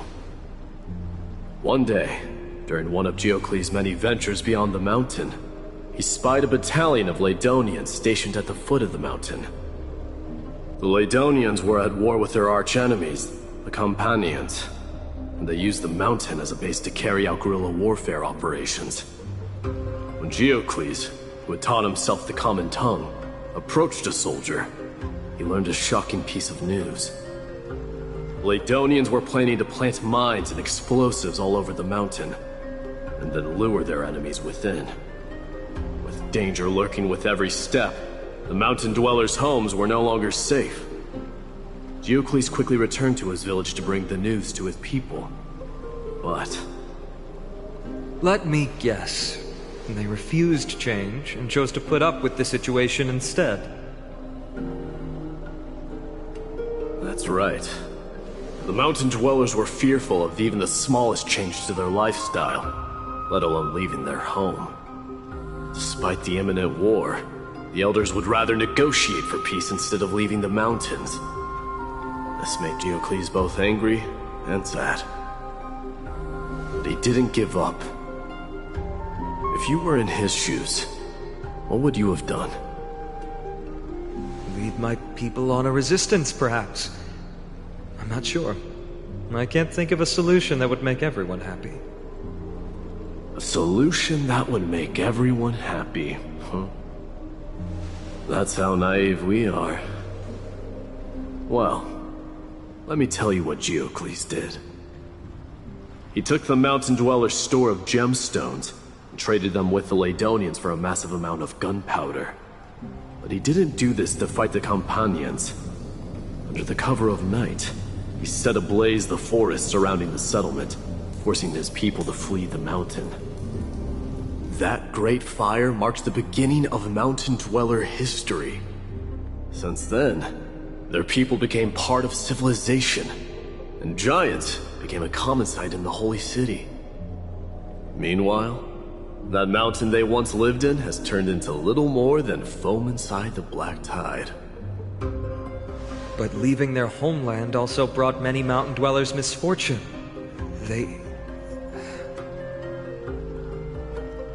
They were hunted by Kremnoans or enslaved. Indeed, that is undeniably also part of their history. But that is Geocles for you. The merits of his actions, or lack thereof, have been scrutinized by many, but historians nevertheless hail him as the Mountain Breaker. Why do you think that is? It's simply because he took action and enacted change with his own hands. He didn't try to make everyone understand him, nor did he even waste time trying to make everyone happy. He started a great fire and burned the shackles of tradition to ashes. And then forced everyone to march toward the coming of a new era. You've made up your mind, haven't you?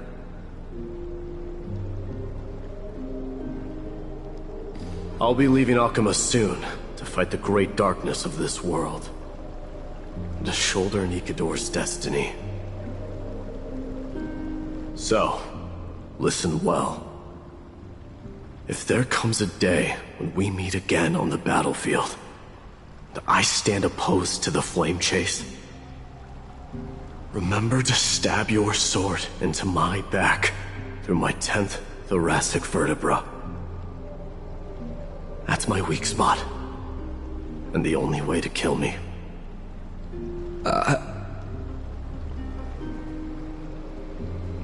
You have my word.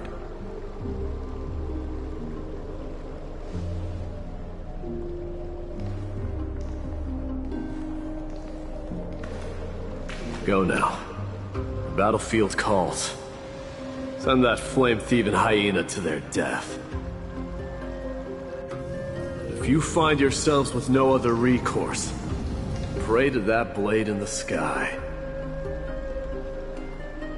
Loudly call out the name of the new god.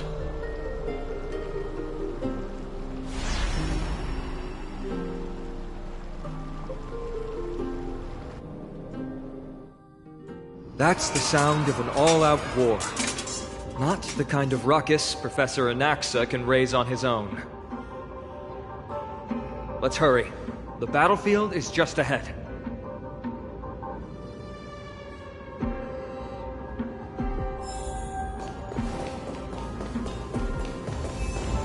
No way. A Kremnoan? I didn't think she'd managed to send the Kremnoans to assist. Brave warrior, what's the situation on the front line? Nenakaman, why are you here? What? Didn't Aglaya tell you? We have been instructed to assist you in trapping the Flame Reaver. Aglaya, that vile tyrant. I spit on her name. Our king will be back soon. He'll be able to deal with you and that black road.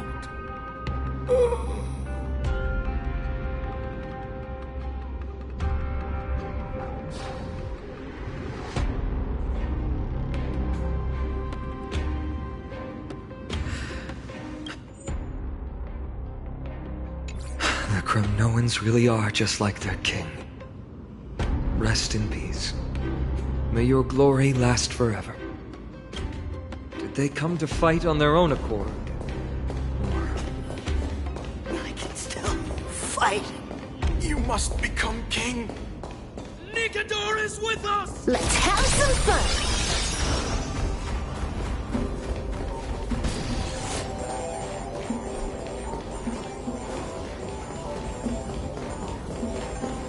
We're almost there. Sound! It pierces my ears!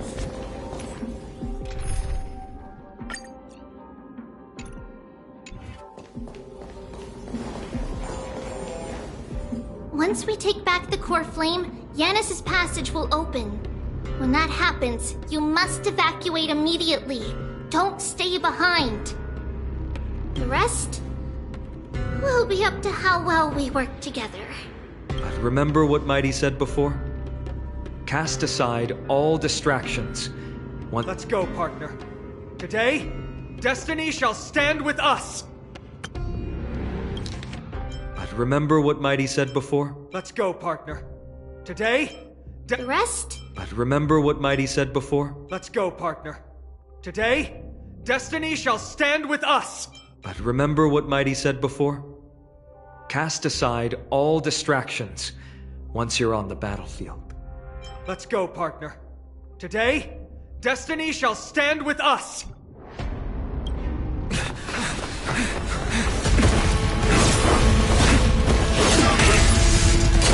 Finally.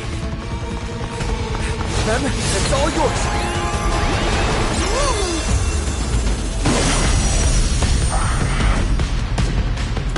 Pent in the memories of the dead! Executioner! You sure know how to keep a man waiting. Intentionally feedy. Any later, and I fear the Titan would have sacrificed me.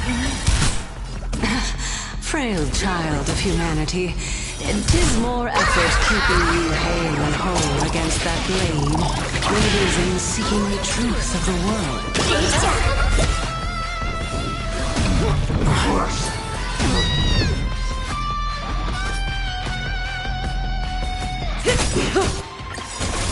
Good times. Time to say bye. Boom. Time for mischief! Relax.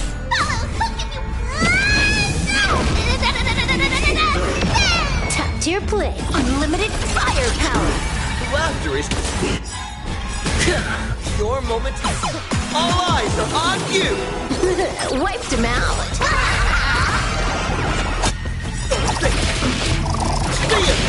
All for the thrill. This next round, real gaming this round.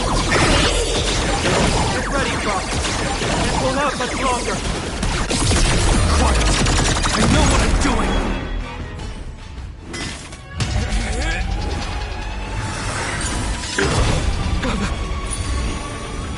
At long last.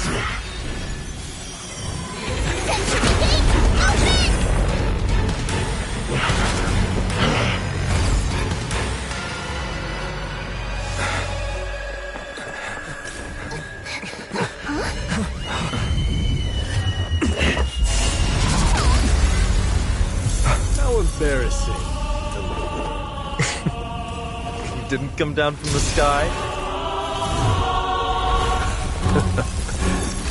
This city is mine anyway. So why shouldn't I go through the front door?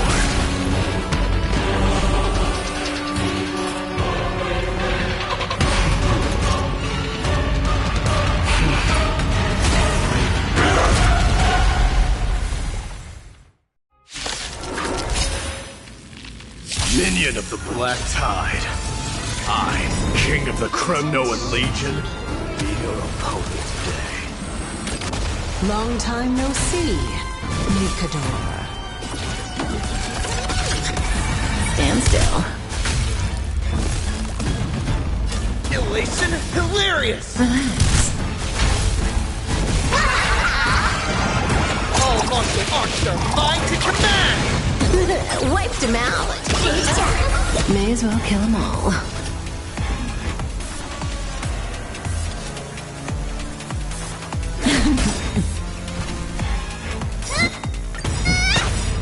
Stand still. Time to say bye. Boom. Such petty tricks. Unlimited firepower! Trailblazer, yeah! Don't think! See it! Oh, for the thrill. Your moment to start. All eyes are on you! Wiped him out. Say bye to breathing.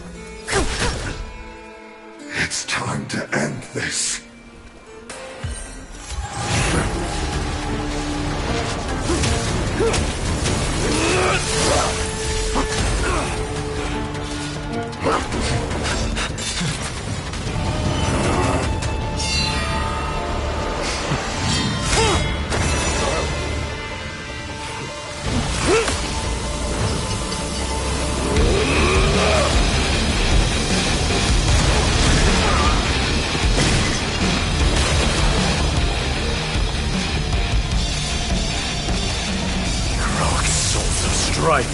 Heed my call! I am the Lance of Fury. The agony this world needs!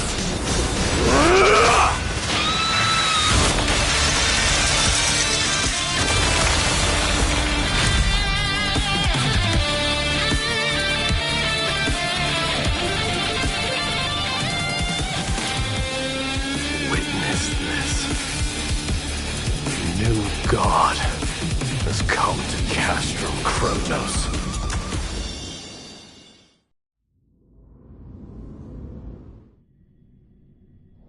Look! The warriors have returned! But are the rumors true? Has Oryx fallen? It's as the Council of Elders said. We face a dangerous threat. Yet the Chrysos heirs are only inciting more chaos. They don't care about the people's safety. They really gave the core flame of strife to a Kremnoan at the end. What a noisy crowd. This, doesn't feel right. It's probably because Oryx is gone. Oryx was a generous titan in the eyes of the people. They graced us with miracles, allowing humanity to reap many a convenience from the past. What they don't know is that the Titan didn't do all of that of its own volition. Regardless, the Titan has fallen, and we must surrender Oryx's core flame. A meeting with that woman again so soon? I just can't catch a break. Professor Anaxa, why don't you find someplace to rest first? Matters that require Aglaya's attention are piling up. You two meeting again will, forgive my honesty, only distract her. Just try to stay on your best behavior, if you know what I mean. That's not up to me, I'm afraid. I've been trapped in her prison the moment I set foot in this holy city.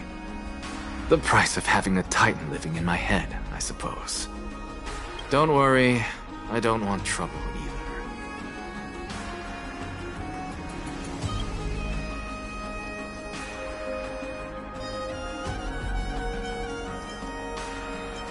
Professor Anaxa can be a bit unrestrained. Don't worry, you'll get used to it. I'm sure you don't need my help handling Ornyx's core flame. So I'll be off. I have some personal matters to attend to. It somehow feels like D has closed himself off even more after he completed his trial. Yeah, a lot has happened in the past few days. You've been lost in thought for a while now too, Treeby. Did Trinon bring news? Yes. She has found Trian. She was at the bottom of the valley outside the temple. But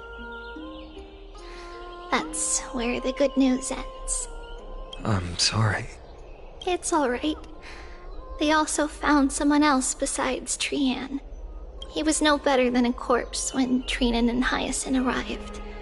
He had suffered more cuts than could be counted and leaped off a cliff from a great height, all to free Trian's body from the clutches of the black-robed swordmaster.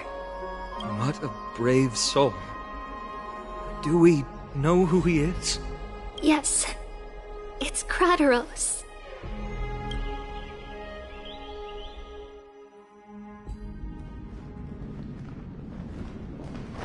Stop!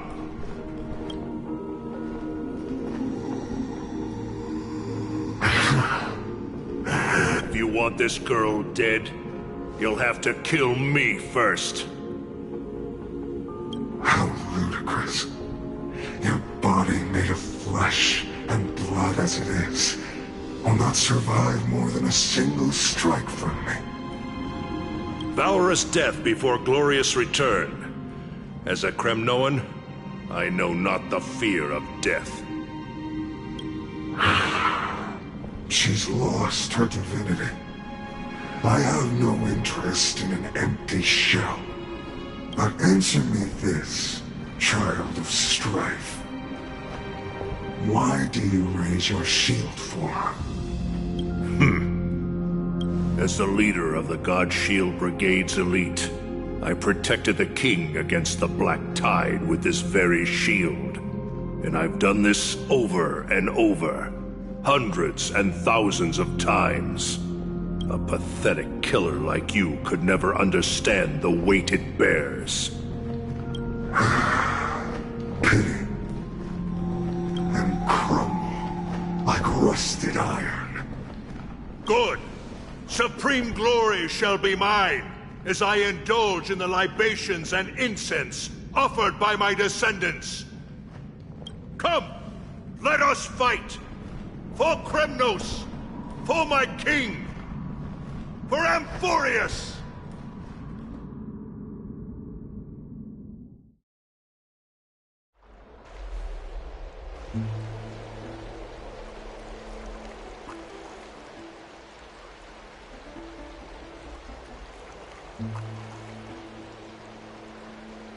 We foresaw this cruel parting 1,000 years ago. Today is but a reminder of that bitter taste. But Lady Aglaya, I don't understand. It wasn't life itself that Lady Trian lost. Why does she look like she really turned into a doll? I don't understand. Don't be sad, Hyacinth. Trian has used up her borrowed time from Yanis, that's all. Her spirit is now riding the west wind, flying ahead to a world free of sorrow. If a world like that truly exists, does that mean everyone from the Grove is there too? It exists, Hyacinth. Do you not remember? The prophecy that guides the Chrysos heirs is the voice of Kefili before it fell silent. It loves all of its creations dearly, and would never bear to lead us astray with lies.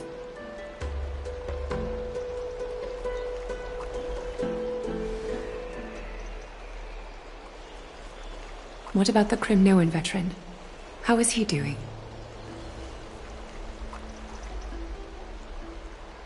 The Twilight Courtyard has done all we can.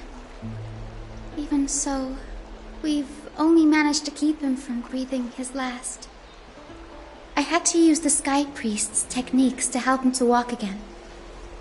But if light ever disappears from Akama for good... No. Let's hope that never happens. This is already nothing short of miraculous.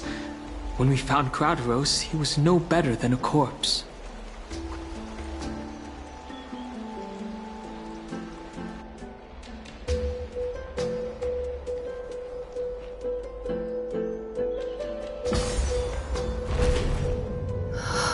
The parting hour is upon us. Yet the golden thread runs slack. The heroes have returned with their spoils. Everyone, please take this opportunity to rest and prepare for what awaits us. You've returned unscathed and brought tidings of triumph. Truly a moment worthy of celebration.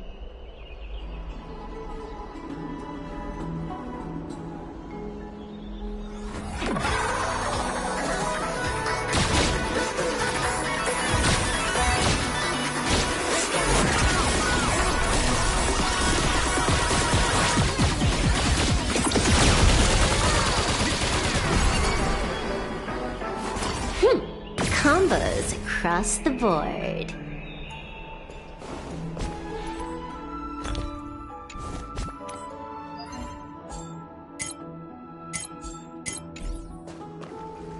It's incredible to think that we returned Nikador's core flame not so long ago. It wouldn't be an exaggeration to say that you and your friend's arrival has melted the glaciers of history.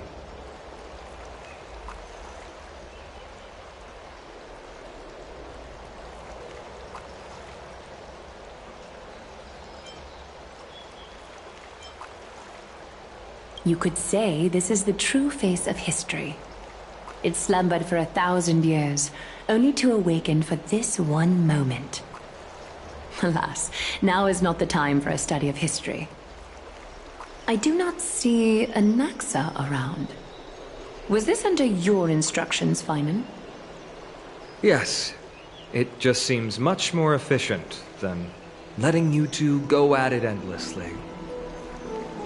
A rash decision. After all, he still bears a core flame with him. I do concur with your assessment of efficiency, though. Now, let us table the issue concerning him for the moment. The more urgent matter is the core flame of Orynyx. The Chrysos heirs had initially crafted a plan regarding the order to return the core flames. For titans like Orynyx and Circes, who harbor no intentions of harming humanity, our strategy entailed assuming their divinity only at the very end. But this unforeseen turn of events has thrown everything into disarray. If we don't return the core flames to the vortex of Genesis, and we leave the Titan's divine positions vacant, we can't even begin to imagine the disaster that would follow. But the most pressing issue at hand is that we haven't found the Chrysos heir capable of bearing Orynyx's divinity. Finan, Castras, Mighty, and Hyacinth. Trebi and I devoted a millennium scouring the world, only to find these few people.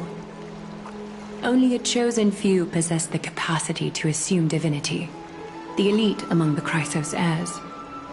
We would never hastily extend our invitation without first verifying their potential to bear such power.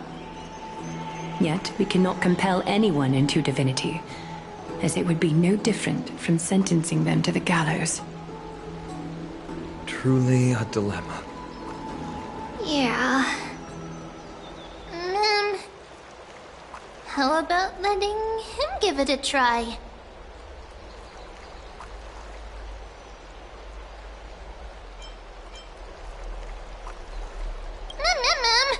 Mem special, Mem.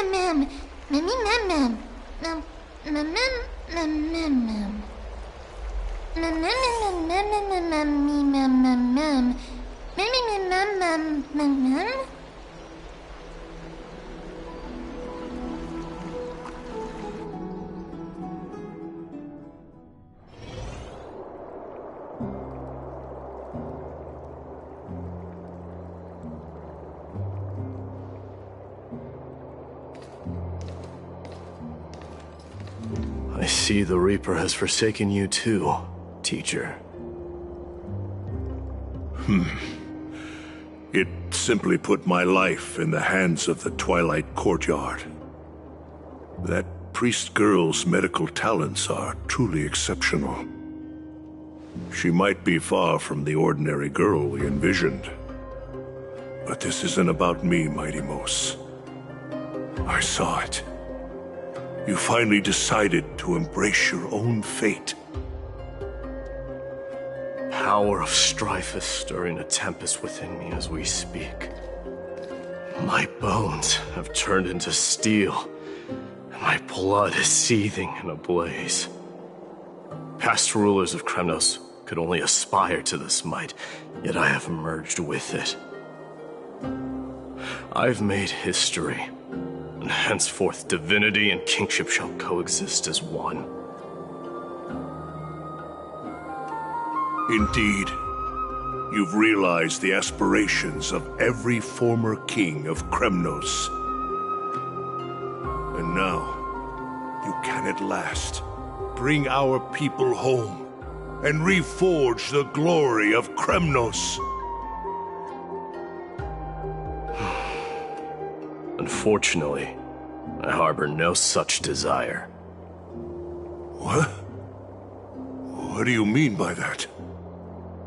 Over 2 millennia past, devotees of Nikador's might banded together beneath their feet and erected a city of their own. Ever since then, Kremnoans have served as the blades wielded by the god of war, following the Titan's path in its conquest. Yet, gazing upon our history through the lens of my newfound divinity, I now see it with unprecedented clarity. This history is sheer absurdity and inferiority. People surge onto the battlefield like ants, plundering and slaying for their own greed, only to be trampled upon like ants. The city and the beliefs that Kremnoans hold so dearly, alongside the supposed tradition, mere anthills that could be crushed with a single touch in the eyes of the Titan. You! Are you trying to strip Kremnoans of the pride we've amassed over thousands of years with mere words? That pride holds little significance, Kratoros. Now that I've assumed the divinity of strife, my next step will be to renounce the title of king. No! No! Convey my message to every Kremnoan. This is an order. Do not do this, Mighty Mos. I beg you. Our history commenced in the year 2506 of the Light Calendar, concluded in the year 4931. I, Mighty Mos, last king of Castrum Kremnos, son of Gorgo, do hereby proclaim the Kremnoan dynasty comes to an official close today. You have killed us. You have killed us all. No. I am granting you a new beginning. What is this? My mother's signet ring. It served as a symbol of kingship, and I now imbue it with a fresh significance. Take it, and rally those who have lost their identities. Convey the words of Mighty Mos, now ascended to divinity. You no longer need to chase fleeting honors or face death on the battlefield as if it were your sole destination.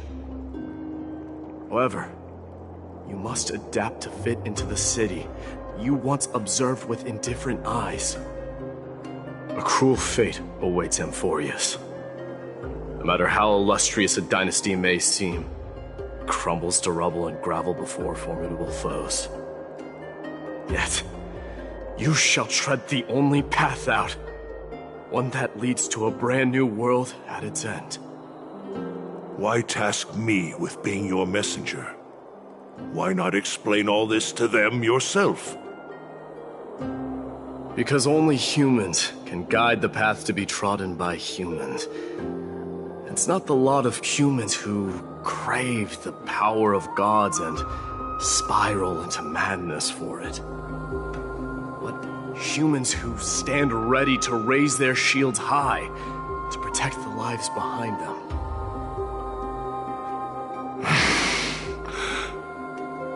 I failed to save that child. That is irrelevant. As demigods, they have long been prepared for it. What truly matters is that you showed up there and shielded her. The one who persuaded Aglaya to set me free that night. Was that you, Mighty Mos? Yes. She's not one to easily make a concession. What did you offer her? I staked my mother's name to guarantee the integrity of your soul to her. And I promised her that I would dedicate all I have to the Flame Chase journey. And what is next, Mighty Mos? Where will you be headed now? To the place where I belong, to fulfill my promise. The madness that has plagued Nikador and the darkness that has consumed Amphorius. It's now my turn to fight against it. There are some people to meet with before I leave. Let's go.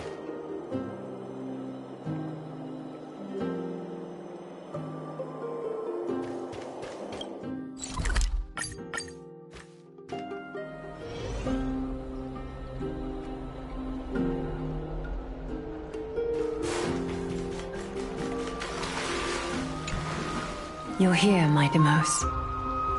It seems that you are prepared. Yes. You aided Akuma through yet another trying ordeal, and my gratitude knows no bounds. Isn't that exactly what you wanted? Not everything unfolds according to my plan. In the current state of the world, I can only proceed one step at a time. Furthermore, you are ready to dedicate all that you have, regardless of the promise you made to me, aren't you? Throughout my time in the Holy City, I've gleaned valuable lessons from you. Strategy, leadership, and adaptability to change. Yet, it's only recently that I've come to realize the truly remarkable quality you possess. And what is it? It's the magnetic allure in your presence. It draws people to gather around you willingly, to seek your guidance. They strive not to disappoint you, not due to fear of repercussions, but out of sincere alignment with your ideals. That is precisely what every ruler of Castrum Kremnos has been missing. I am truly honored to hear that. And now, Mighty Mos, you have risen as the most powerful demigod in the world. How do you intend to wield this newfound power? I shall see Nikador's aborted mission through to completion, and become the strongest bulwark for Amphorius to defend against the Black Tide. I will secure enough time for the Flame Chase journey, and until you manage to lead everyone to reach the miracle of Genesis. Midamos, a new chapter awaits Amphorius. Yet, the one who guides the people to the destination need not be you and I. Huh. What did you see after assuming Nestia's divinity? Despite the passage of 1,000 years, every word of that prophecy remains as vivid as ever. You shall have your final bath in warm and radiant gold. Just as cryptic as all the other prophecies. What's the reason for the laughter? I was just thinking, if an ordinary person encountered these words, they would probably stay away from the baths for the rest of their life. But I cannot forgo the delightful experience a bath offers. So, I assume you also glimpsed yours, Midamos? One day, you shall die with a wound in your back. Well, that is a rather straightforward scenario. If I were to be terrified by drivel with no basis, I would not have attracted your gaze and joined the flame chase journey in the first place. You speak the truth. May you be destined for a powerful fate, and may we reunite in the promised new world. Farewell, mighty.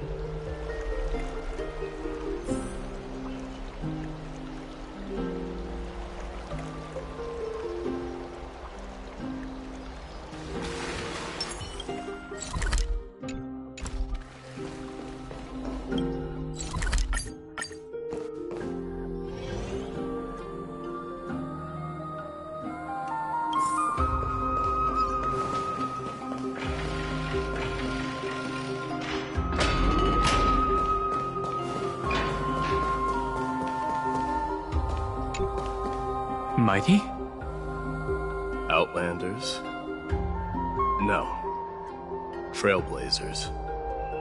I will soon make my way to Castrum Kremnos. If all goes according to plan, this may be our final meeting. I just want to let you know that I appreciate everything you have done for Amphorius. Reflecting on the past and moving forward to the future. A challenge I faced as well. Though we never had a chance for a deep conversation, after all we've experienced together, you are also an ally of the Trailblaze, Mighty. That means a lot to me. May success accompany your trailblazing wherever it leads. How about you let me guess what's on your mind?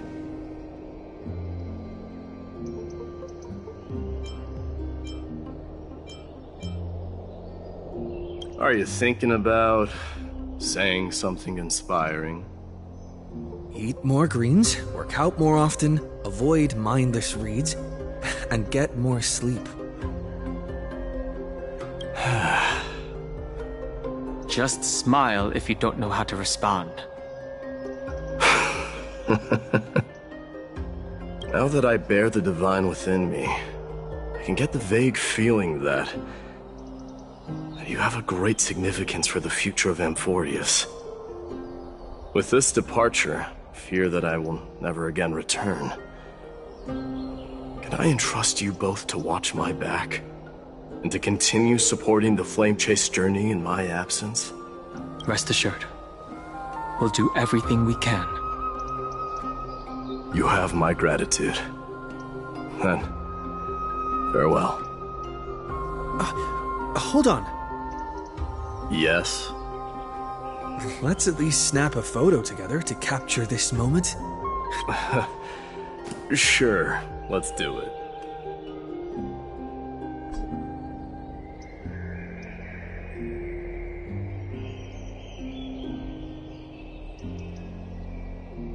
Let's at least snap a photo together.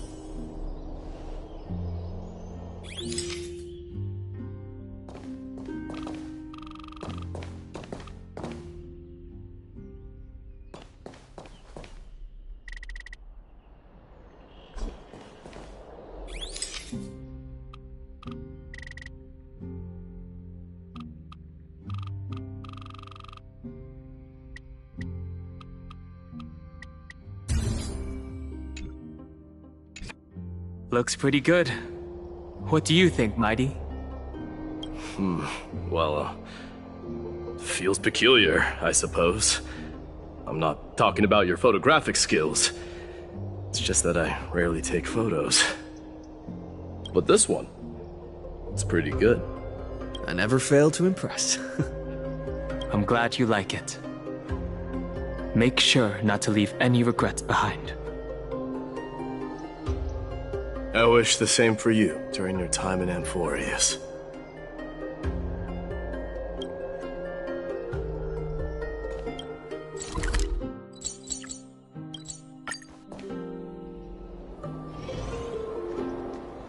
The prince is here! Run! Hold on! Lord Mightimos isn't the prince anymore. He's now the guardian of Amphorius!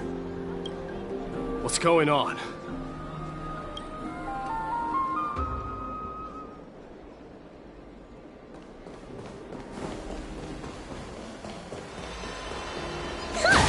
We salute the guardian of Amphorius!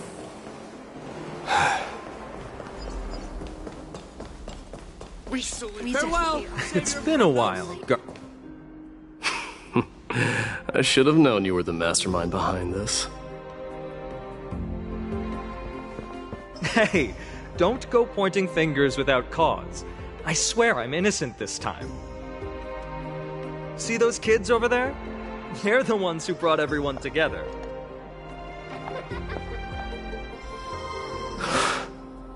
I admit, that took me by surprise.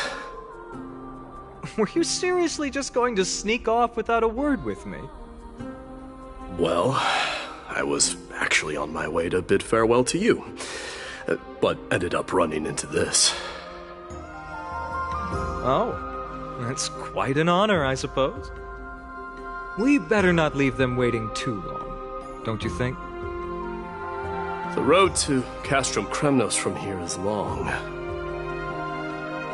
Perhaps it wouldn't be a bad idea to take a moment and etch their faces in my memory one last time.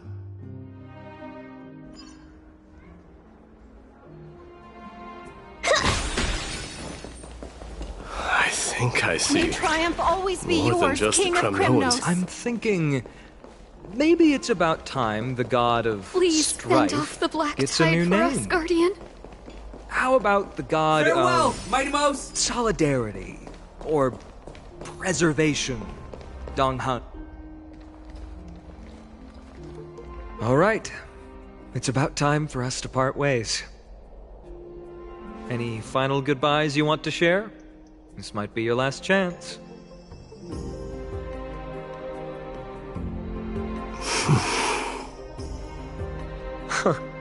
Why so quiet?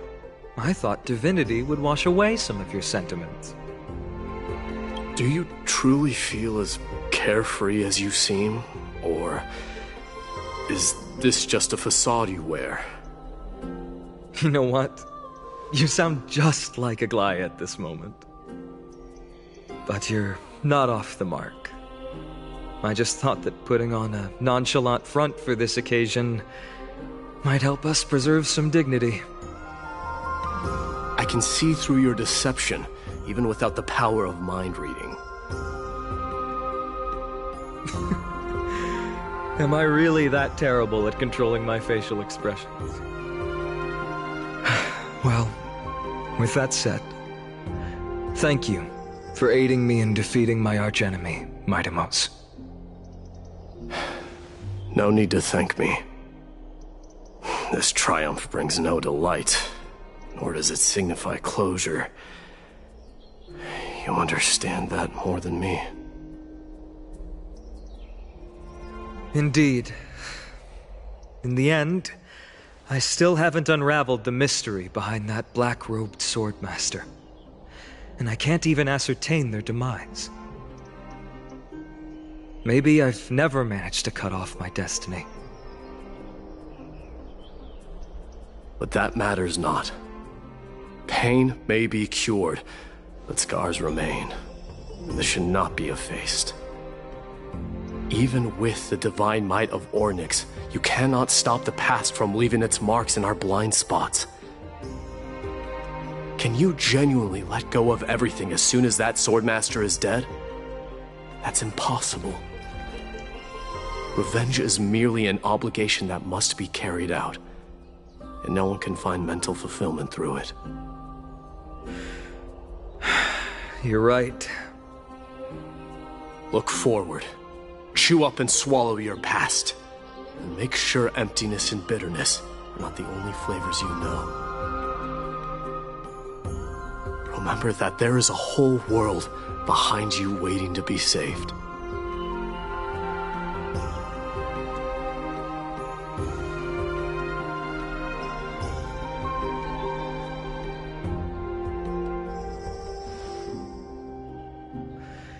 I will keep that in mind.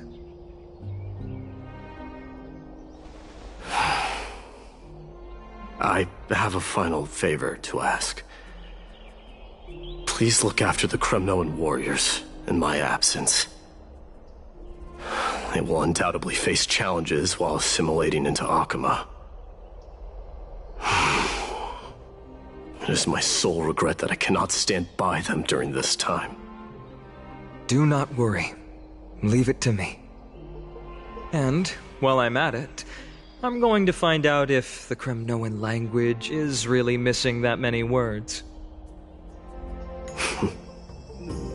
The Kremnoan philosophy can never be encapsulated in a mere dictionary. But if there's a chance in the next life, you should come visit my library.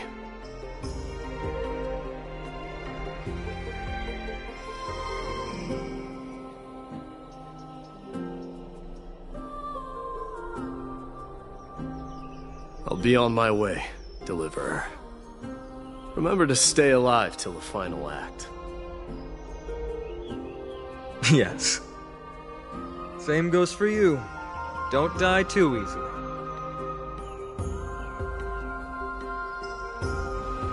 May triumph always be yours, Mightimos.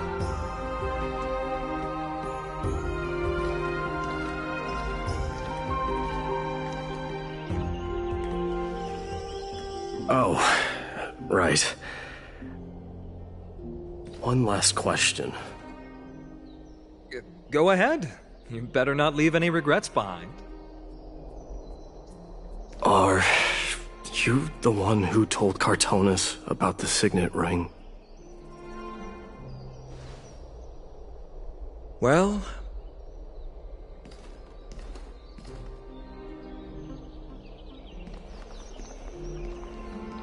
who knows?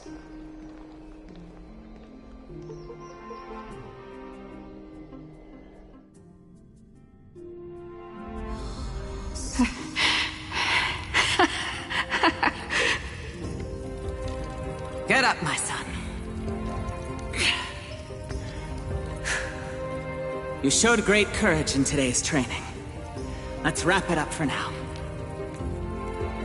Yes, Mother. Mother, there's something I want to ask you. What is it, Mightimos? Why must we learn to fight? It is for glory and honor, my son. For Kremnoans, mastery of swords and spears is ingrained from birth. And the battlefield is our destined end. Is that really the way it is, Mother? What makes you say so? Because you don't sound entirely sure. You're right, Mightimos. I once believed those words, without question. Until your father cast you into the Sea of Souls. It was at that moment I realized how everything I believed in was utterly hollow.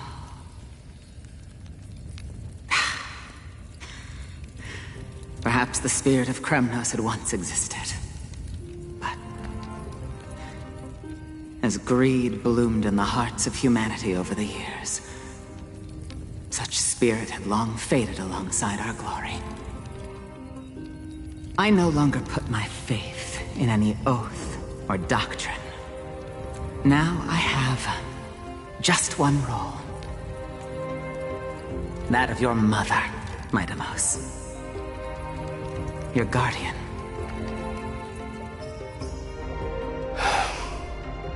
That dream always ends there. The journey back to Castrum Kremnos is proving to be longer than expected. Krateros said that shortly after my fall into the sea, my mother challenged my father to a duel. She died through father's treachery, and I never saw her face. Yet each night she would show up, waiting by the flickering firelight. I always anticipated the sequel to that dream, believing she had more words of wisdom or guidance to offer. But now, I think I finally come to understand. That is all she wished to tell me. And now, I too am left with but one role.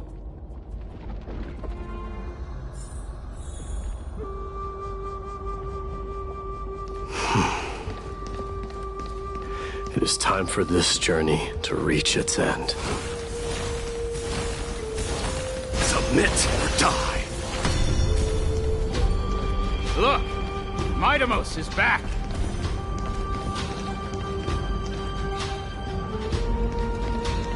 Glory belongs to you! We've got fresh pomegranate juice. Want to try some? Welcome back! We meet again, Your Highness. Welcome back!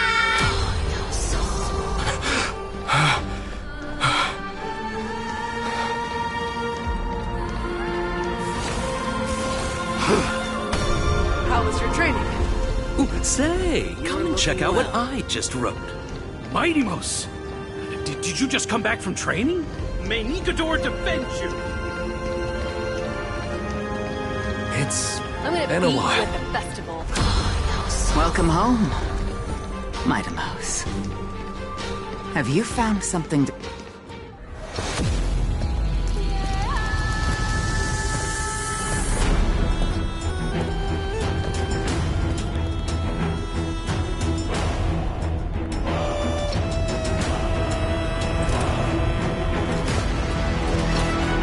The son of Borgo will be drowned in blood! The son of Borgo will be drowned in blood!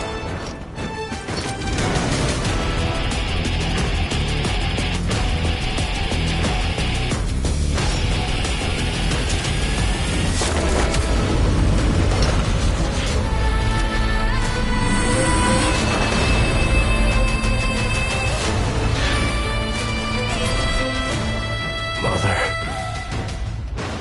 I'm home.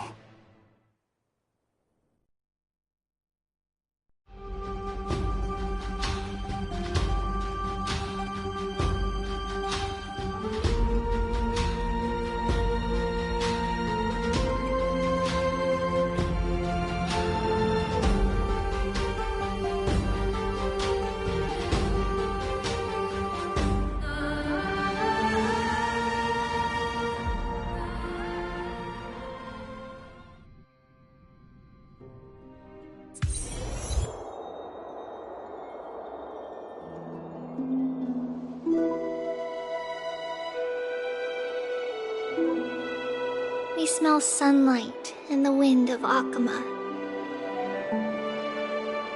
This was your favorite spot, wasn't it, Trian? Lady Trian, why did it have to end up like this? Take it easy, Cass. Departure is a part of life. It's just that ours isn't as tumultuous as it is for ordinary folks. When we started our journey, Yanis had already provided their prophecy. Just like how that Titan divided themselves to create the countless passages in the world. It's only natural for us to follow the same path since we inherited their destiny.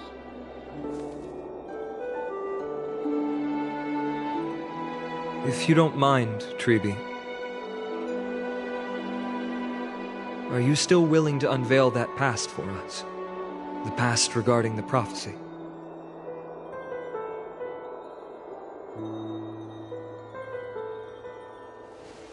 What do you seek to learn, Snowy?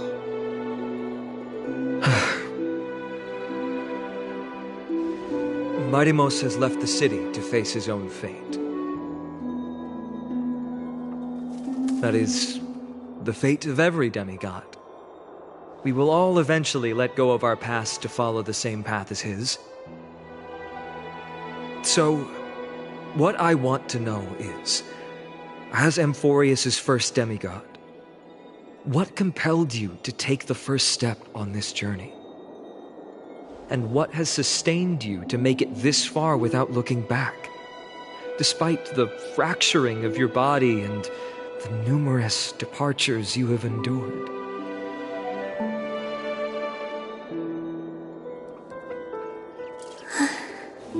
All right. Teacher, are you sure about this?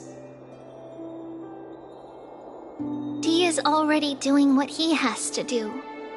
What reason do we have to keep it from them?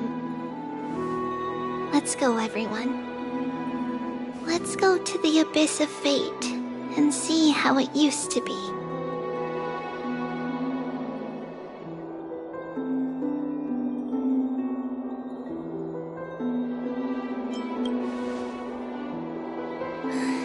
Then we will leave it to you. Trinan, would you mind? Treeby, are you not coming with us? I want to stay here with Trian for a bit longer. I see. We'll be off then. Take care. Since you have made your decision, then let's proceed as you wish. See you later, teacher. Cass, are you not going with them? No. I'd prefer to remain here to accompany Lady Trian. She hated being alone. What's this? A little gift that I had hoped to deliver to her personally, though fate had other plans. Oh, so you saw us arguing that day? Yes. I figured Lady Trian would like it a lot, so I bought it. I see. Cass, you know, I recognized it immediately that day. It truly is an authentic piece from Yanisopolis. Then why? It's just that Trian had forgotten far more things than I. For example, she forgot that this glass object meant something unfortunate according to the traditions of our homeland. I'm sorry, Lady Treeby. Should I... No need to apologize, Cass. At that time, I simply didn't want her to be trapped by our past, especially considering how much time had passed since we left home. But now... it might just be the perfect gift for Trian. All shall bid farewell to one, and that person alone will witness the miracle. While you and I have long accepted this absurd fate, they remain fresh and inexperienced. Teacher, don't let the weight of that cruel prophecy crush their spines. But it would be even more cruel if we allow them to ignorantly fall before the gates of the new world. They will eventually need to know the truth. We just need the right opportunity. This To me, feels like the right opportunity.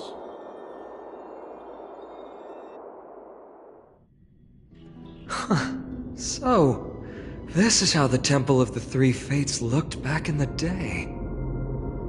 At this point, Yannisopolis still resides under Aquila's protection, yet it is already fated for decline, and only contains a beautiful facade. Is it because Amphorius has entered Era Bellica? Yes, strife remains distant from this part of Amphorius right now. But in 5 years' time, at the same entry hour, this temple will become the source of another war. Then, where are you at this time?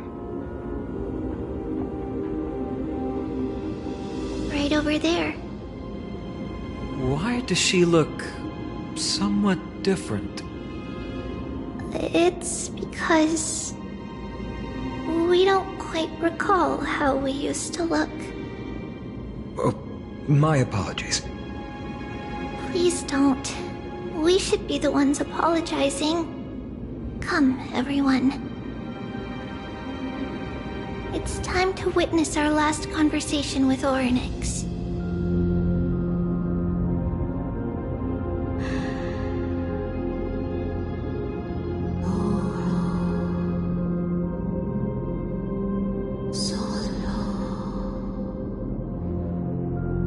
You're here, Orynyx.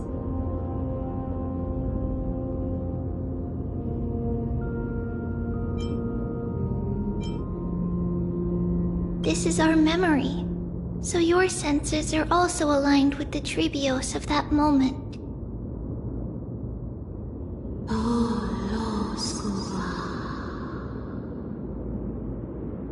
False prophecy, huh? So you still think that way?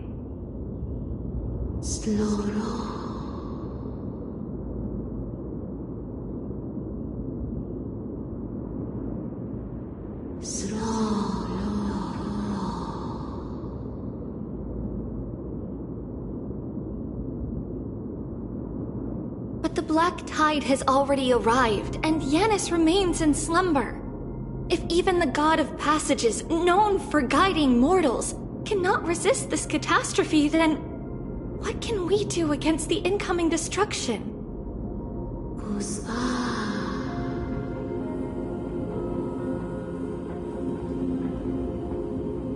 Those chosen by fate would never have their family taken from them.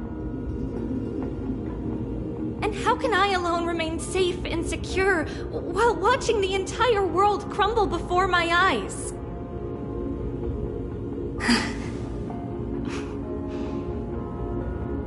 This might be our last conversation, Orynyx. I will do everything I can to protect you from the black tide.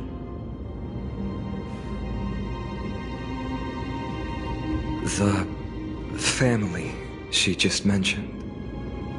It's our mother. She fell from the spot into the valley a long time ago. It was during a grand ceremony held to seek Yanis's guidance. But things took an unexpected turn. It was Kefali who responded instead. Did something go wrong with the ceremony? Yes, but those two occurrences were in fact unrelated. Kefali's response was simply a coincidence. On that frosty night with treachery abound, as the holy maiden of Yannisopolis met her demise, the world-bearing titan also fell in another corner of the world. Let's keep up with her. This story... she should be the one to tell it. That thing ahead. It's the altar of Talantin. But that's not our destination. We're heading to the left. This place used to be passable.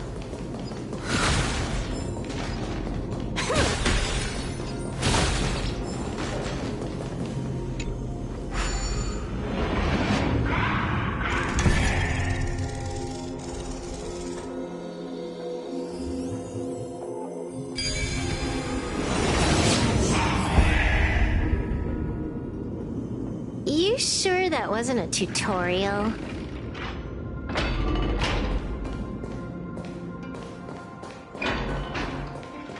I never thought there would be such a hidden space in the abyss.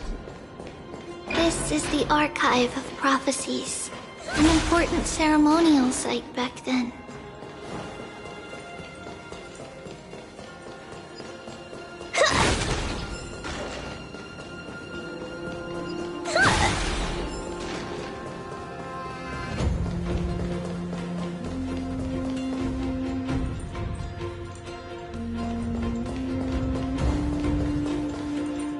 Is this Giannis's maze that Trinon used for divination in the past? Not only that, it also serves as a lock. Our childhood abode lies sealed within. This is the largest puzzle I've ever laid eyes on. And it even acts as a door lock. Should have expected something like this in the homeland of puzzles, I suppose. So, how are we going to solve it? Just follow the designated path and let the stone ball fall into the pool twice. Seems pretty straightforward. Even Mighty might be able to complete it in a single try.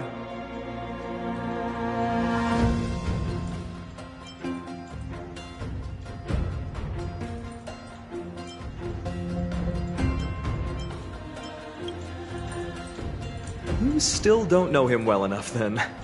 He might not even need a first try. He just punched the door open. Mighty. If he were still here, we'd probably take a lot fewer detours to solve our issues. Enough with the talking. Let's just get started.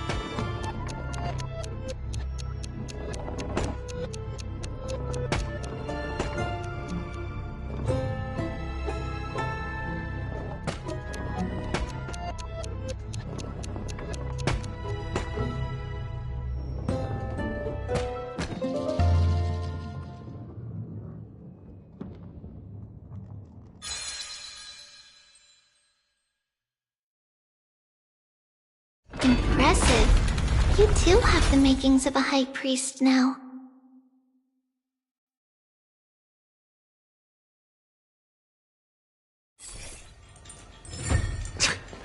Getting that stone ball to the endpoint looks pretty tough. My hands are shaking just from looking at it.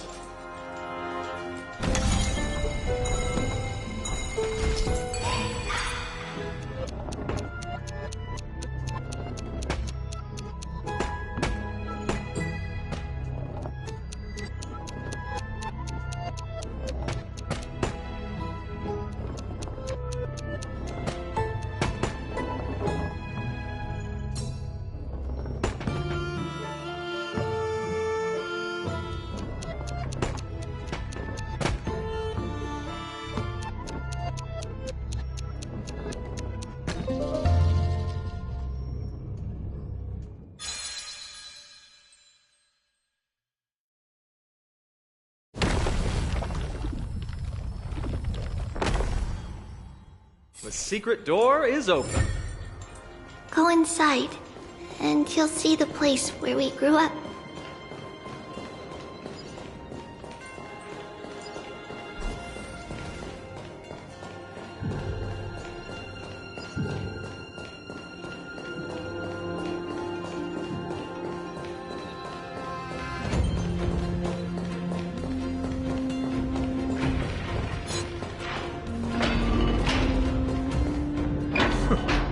you grew up in a place like this. By the time we were born, the role of the Holy Maiden had already diminished to a mere title. Those in tune with the Titan's guidance are bound to become messengers for others. To maintain appearances, those in authority added some embellishments. And with Mother around, our childhood wasn't entirely without joy. Even so, I still find it hard to imagine. 20 years can go by in no time.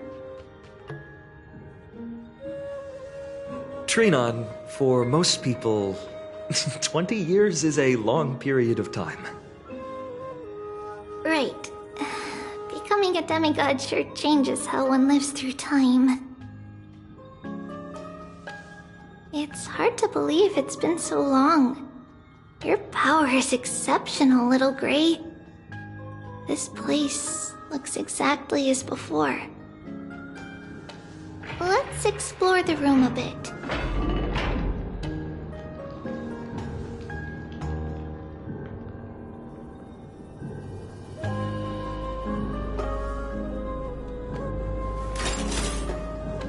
Talent's maxed out, firing on all cylinders.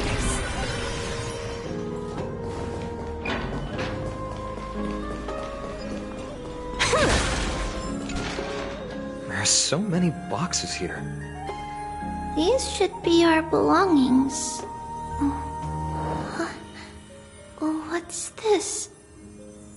A red glass fragment? We were still very young the first time we saw it. Mother came back with a beautiful glass piece, but her face was streaked with tears. She simply placed it on the table. It looked so sparkly that we couldn't resist playing with it, but we ended up breaking it by accident. Mother didn't get angry. She simply held us quietly for a long time. It wasn't until we were older that we learned in Yanisopolis, if someone gloriously died for destiny, the Holy Maiden must pick a piece of glass from the volcano's quarry and polish it, then give it to the deceased's family. On the day Mother returned with the glass, her friend lost his life on the battlefield. Since he had no family left, Mother had to keep it herself. Later, on the eve of the ritual, Mother also gave us a beautiful piece of glass. Let's move on to the bedroom.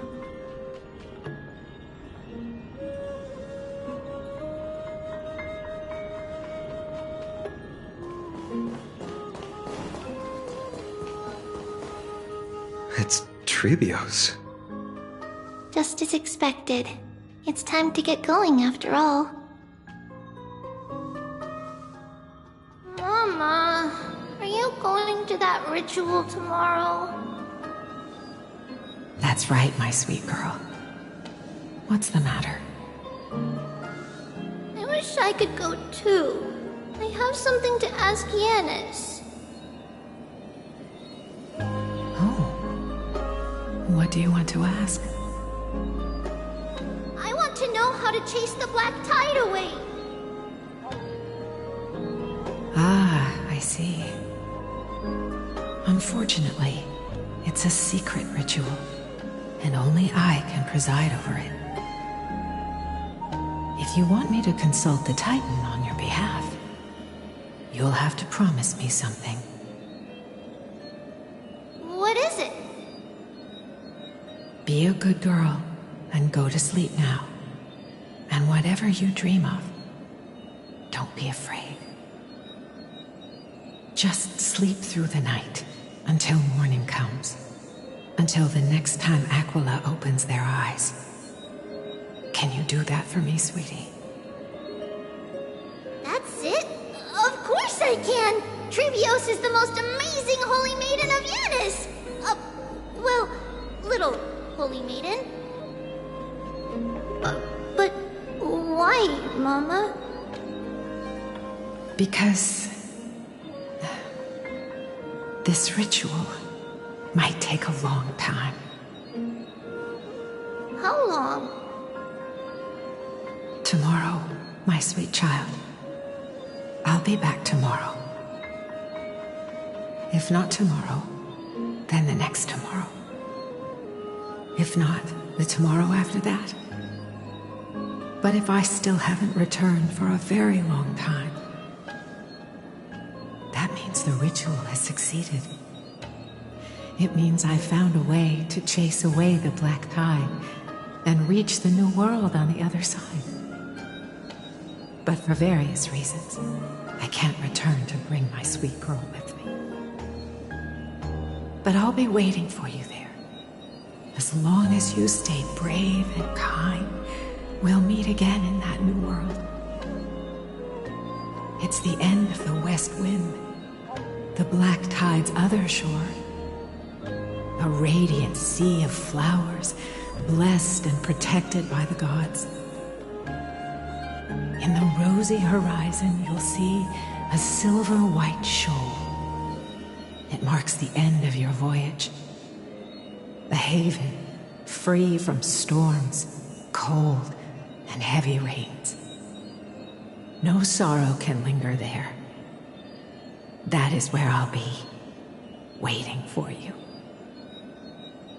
Wow, that sounds just like the island from my dream. Oh, I know. I'll turn the moon into a ship and the stars into sails to go find Mama. Pinky promise? Pinky promise. As long as you sail toward tomorrow, as long as the sun will rise for the next day, our wishes will come true together. If the final murmurs of the Titan are true, if such a place really exists on the shore beyond the black tide at the end of Genesis, then our promise still stands. Please, wait for me, Mother.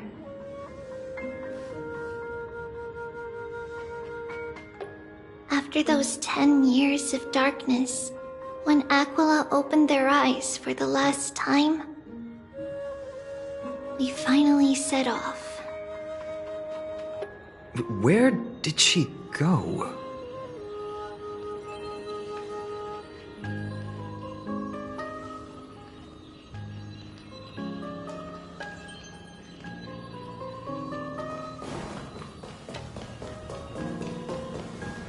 This way. Now, we'll go through this shelf.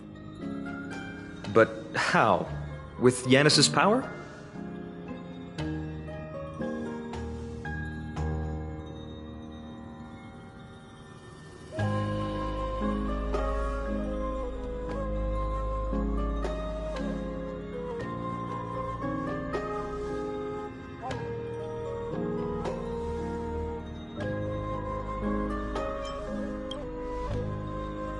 Indeed, we hadn't acquired their power back then. So, this obstacle, it was simply a mirage? Yes, the answer is right on the shelf. Go ahead and give it a try.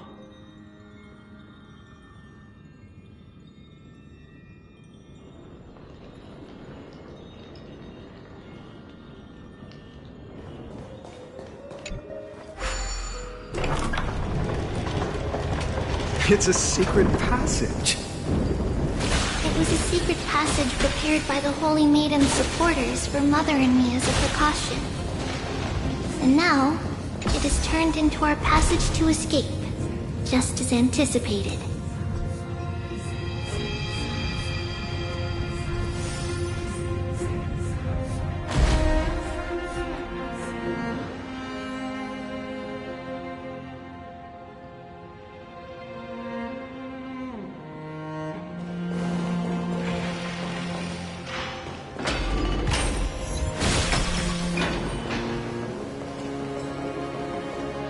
The path to the temple was in quite a state.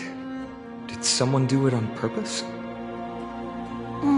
No surprise at all. Some people caught on to what we were planning and tried to intercept us, while others were willing to clear the way for the Holy Maiden.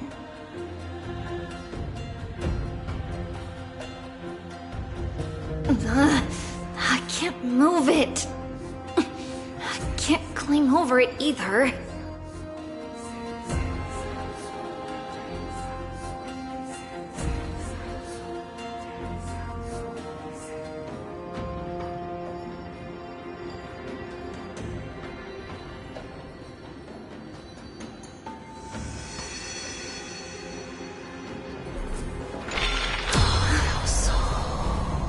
Time Titan? Is that you?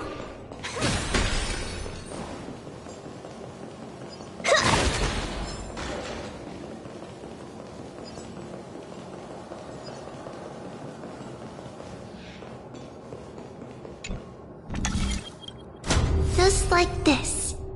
Regardless of our actions, the past will remain unchanged. It was someone else who helped Trebios in the actual events of history. We don't remember the details. As for why memory recreated the past to be like this, it must be because it's closer to the answer within our heart. The passage is now cleared.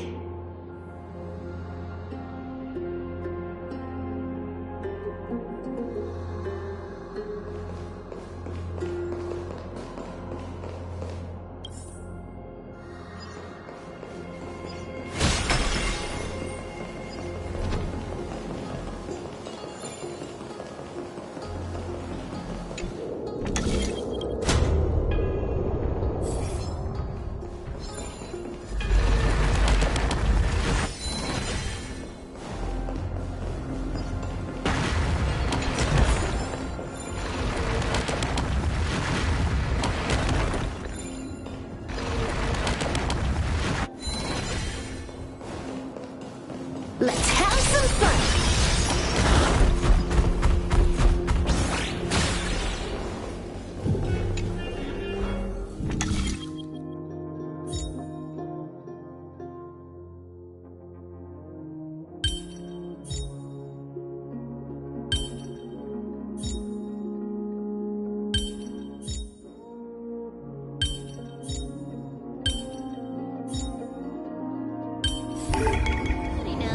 For killing time.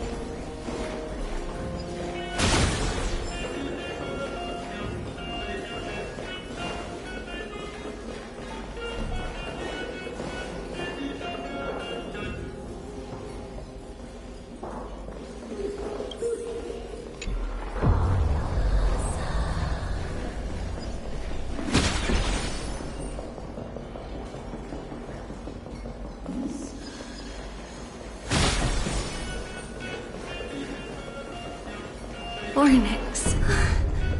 Thank you, nameless god.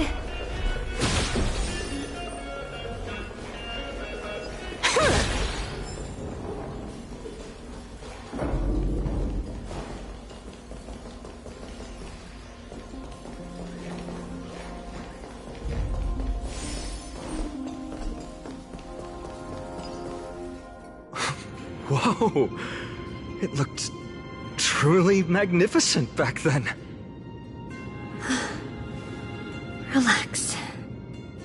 Take it easy. All these people, they're just civilians, not enemies, correct? Mostly, but it might not be the case later on.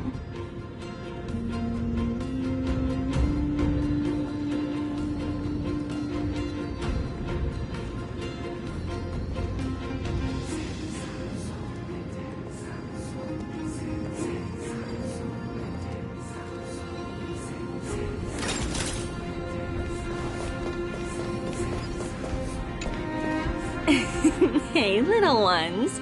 How did you sneak in here? Shh! Please keep it down. You have to be really sneaky to get in here. Okay. But what did you sneak in here for? I heard there's a lovely holy maiden living in the temple, and I want to meet her.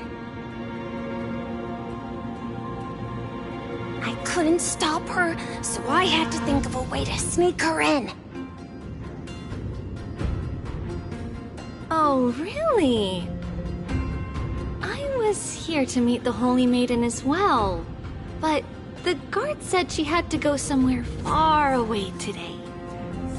Huh? What a bummer. Mommy even asked me to bring her gift to the Holy Maiden. It's getting late. We couldn't go home now, okay? Okay then. We'll come back next time. Thank you. By the way they are dressed, the siblings look like civilians living outside the temple. Mother mentioned that when she was a holy maiden, she caught a girl sneaking into the temple to steal the tributes. Stealing from the temple was punishable by death, but that poor girl had no family and just wanted something to eat. So Mother took her outside and even gave her some food. Perhaps these two children are the descendants of that girl from back then.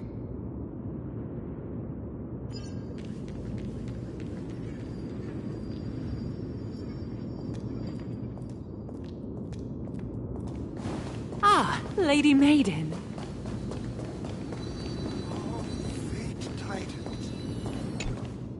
Lady Maiden, you need to dress warmer. It's pretty cold out. Let me get you a blanket. No need to trouble yourself. I'm just going for a quick walk. All right, but please take care of yourself. Your mother made us promise to look after you before she left. It's been a while since I last saw you. I just realized you've grown into such a beauty, just like your mother. No, here, have some of my sweet pastries. She used to enjoy them, so maybe you'll like them too.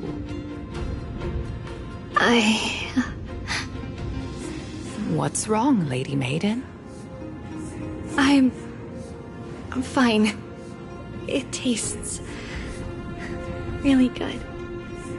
This lady is Mother's old friend. When we were little, we sometimes got to eat the sweet pastries she brought back.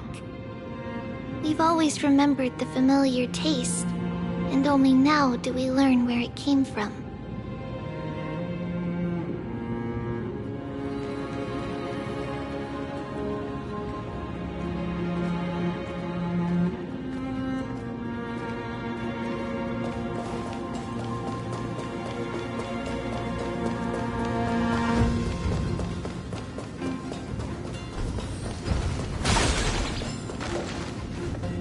Apologies, Lady Maiden, but the Janus Vault is under maintenance today.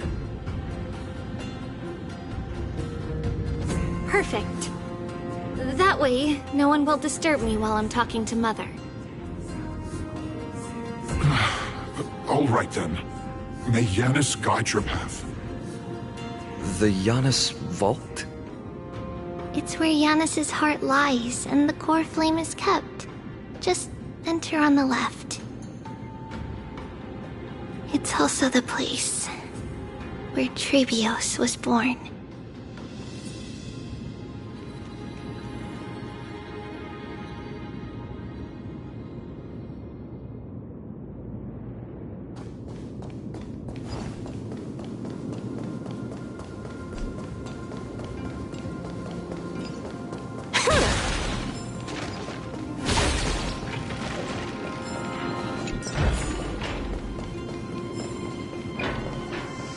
Trebios.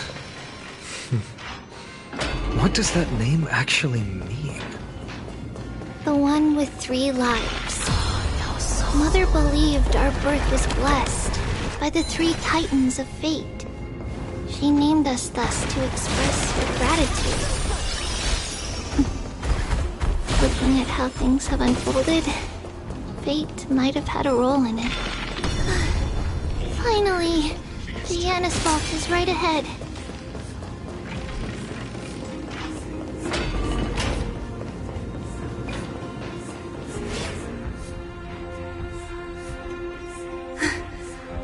At long last.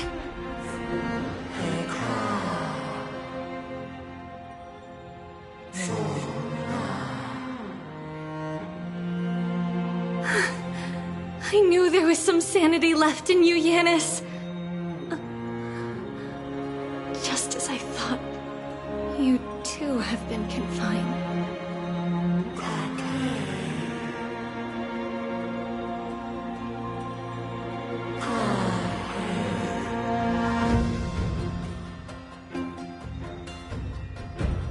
No, Yanis. I've come here to take on your fate.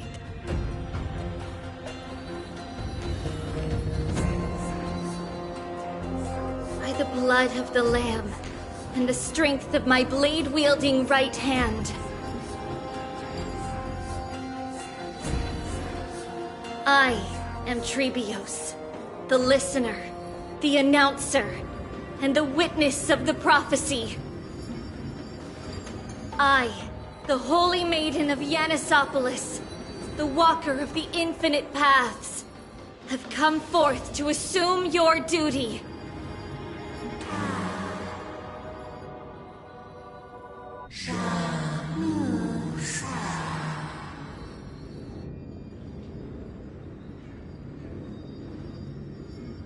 Just as I wished. This journey promises to be a long one, with 1,000 selves to accompany me. I'll never be lonely.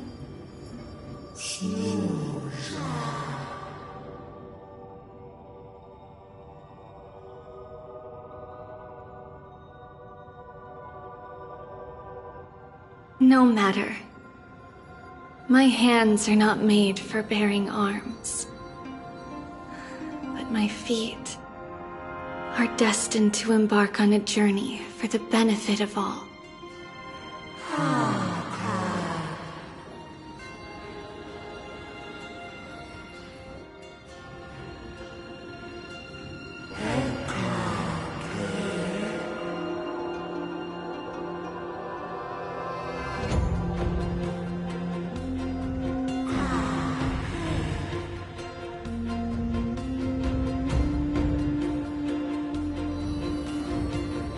Without a doubt, Titan. Let the prophecy shatter me, so that I may open a myriad of paths for this imperiled world.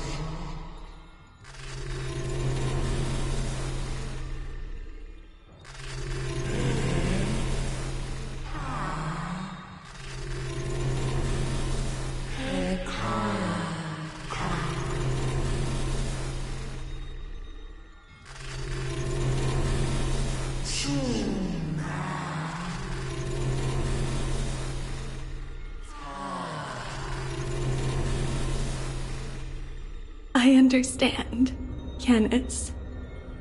Thank you. Now, may you rest well.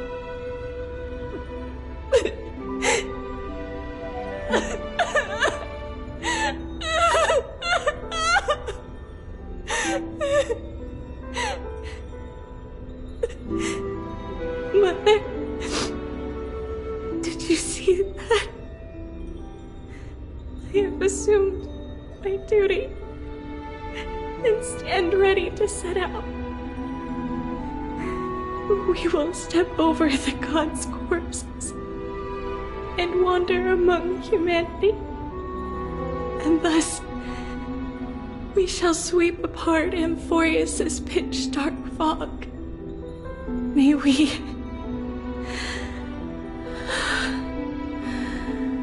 the world follow the myriad paths trodden and reunite at the end of the west wind, where flowers bloom in spring. Mother, I shall see you tomorrow. Who dares lay hands on the core flame? Drop your weapon and surrender at once!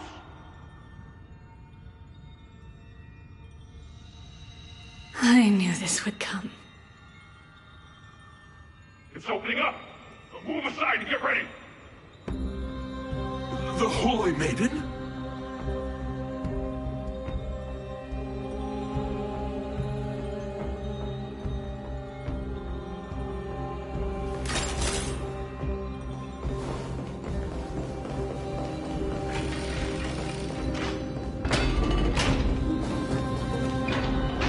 What's happening here? Lady Maiden, where's the thief who stole the core flame? Look at what she's holding, you buffoon! She is the thief! Take your positions and ready your arms! We're taking back the core flame!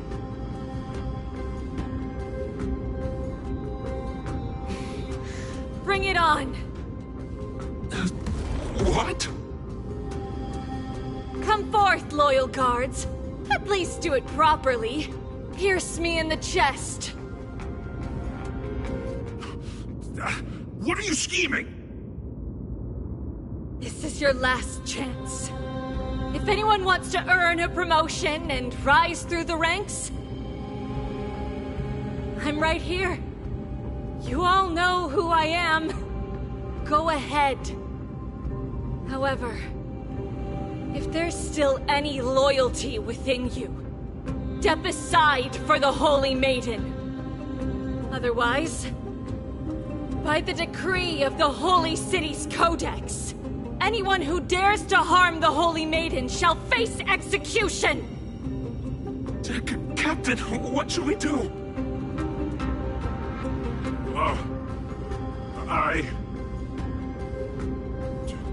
Do it!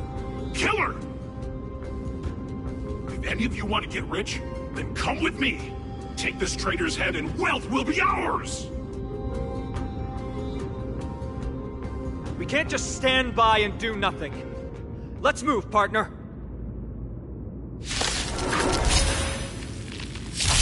Time to unwind. Let me teach you some moves. Relax. Trailblazer! Stand still. All monster arts are mine to command! How's that possible? Could the Titan actually be on her side? Get her! That woman is the traitor!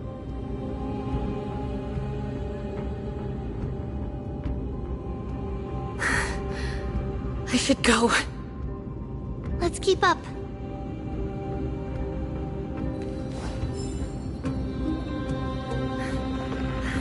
The path is opening up for me. Oh, Yanis, protect me.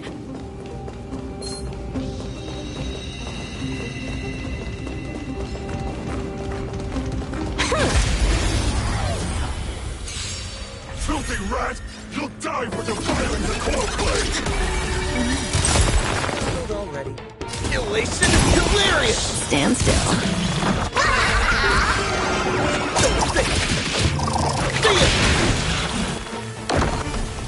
All for the thrill.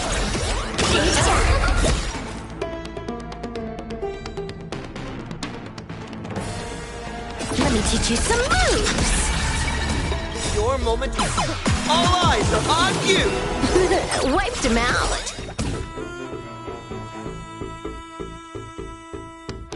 Trailblazer, yeah! All martial arts are mine to command! All for the thrill.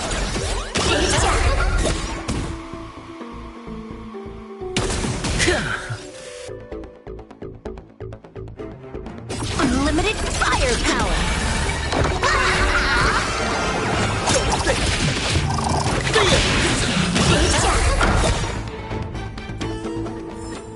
Zero skill, all grind.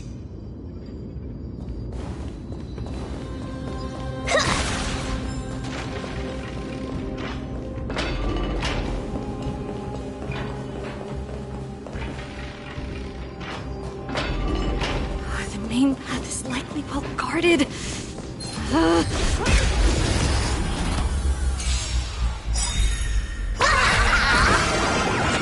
martial arts are mine to command!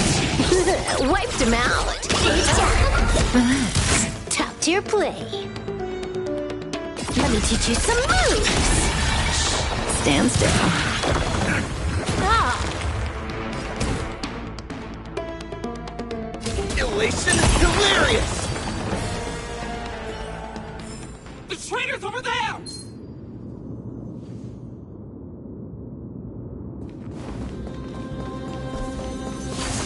Just as I thought.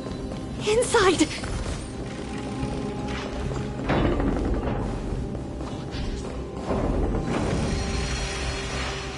There are guards here too. Don't alert them.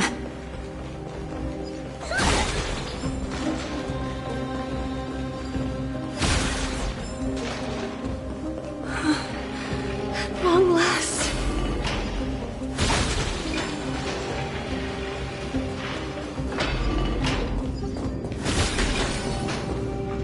A creature of the Holy City guards, but I'm already so close! This should be the last fight. We have to help her get through. But I don't get it. This has been puzzling me for a while now. Who has been aiding Trebios in her escape?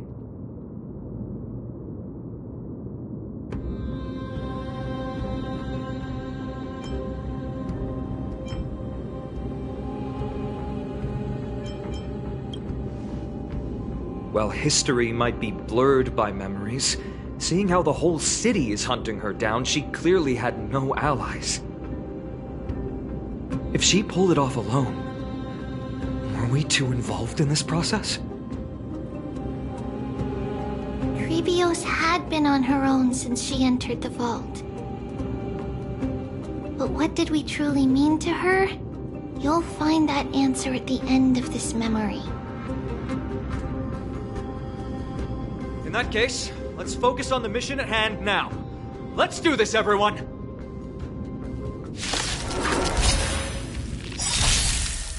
Fine. Intentionally feeding. Unlimited firepower. Relax. Trailblazer, yeah! Stand still.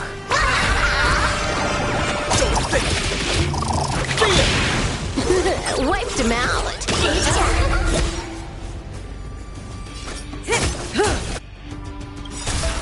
Your moment to shine. All eyes are on you! All for the thrill.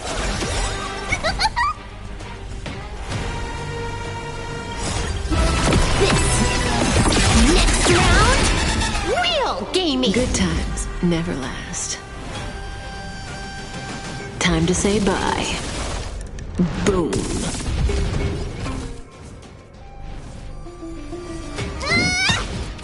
Relax. Bonus round.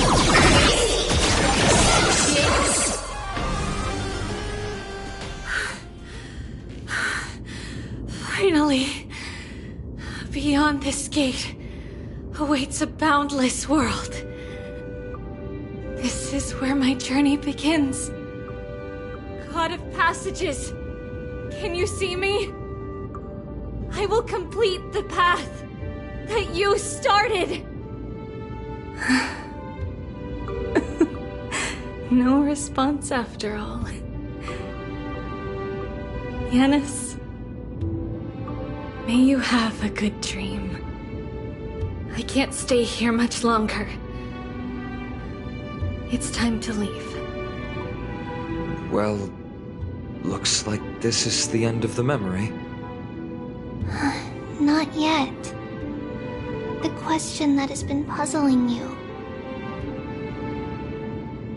She's about to reveal the answer.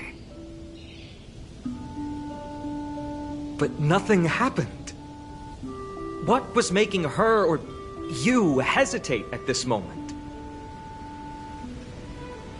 If she had known this flame chase journey would proceed as the Titan foretold, bringing about great suffering and fatalities, including her own, would she still have chosen to walk through the gate and start her journey?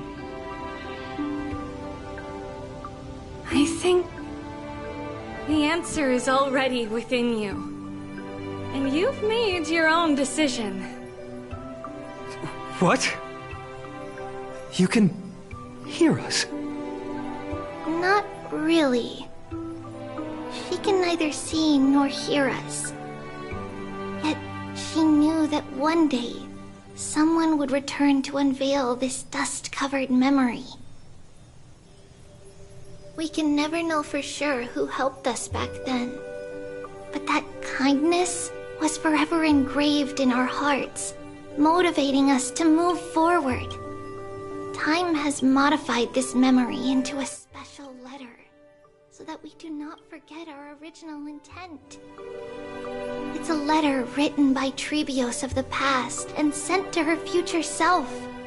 In this memory, it is Trebios of the future who overcomes all difficulties for her and sends her on a long journey toward the tomorrow where we are. Yes, you'll remember it all. And then find your way back to the gate where everything began. Here, I will set sail toward the distant horizon. Here, you have traveled far on your way home. Such is the maxim that unveils Trebios' fate. You shall shatter into 1,000 fragments and wither on the soil of foreign lands.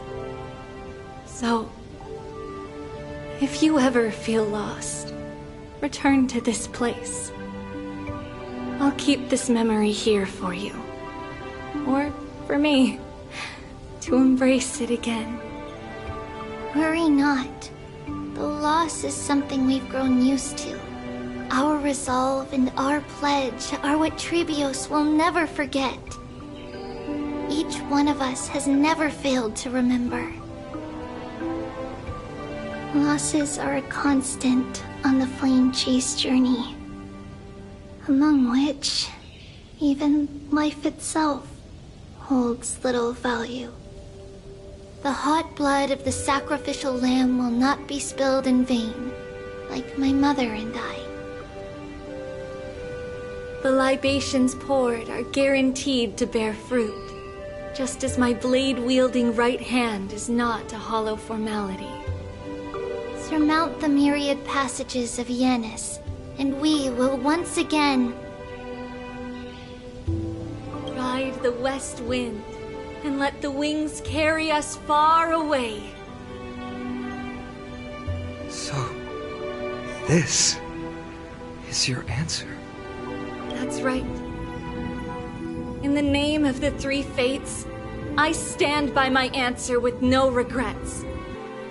Now, with or without the gods' blessing, I run towards the world's agony.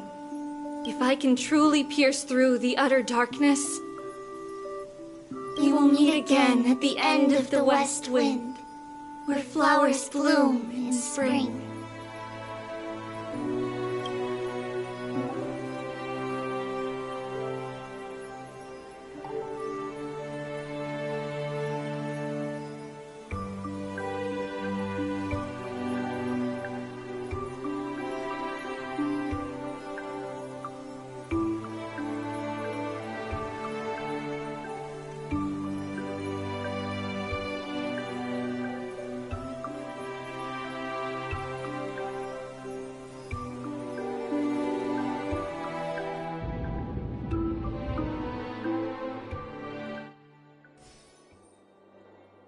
Lady Treby, do you still think that everything will be fine tomorrow? Yeah, that's what Trianne would say as well. With all due respect, Lady Treby, you know perfectly well that see you tomorrow is nothing but a white lie. I hope your toughness is not a mask hiding a lonely heart.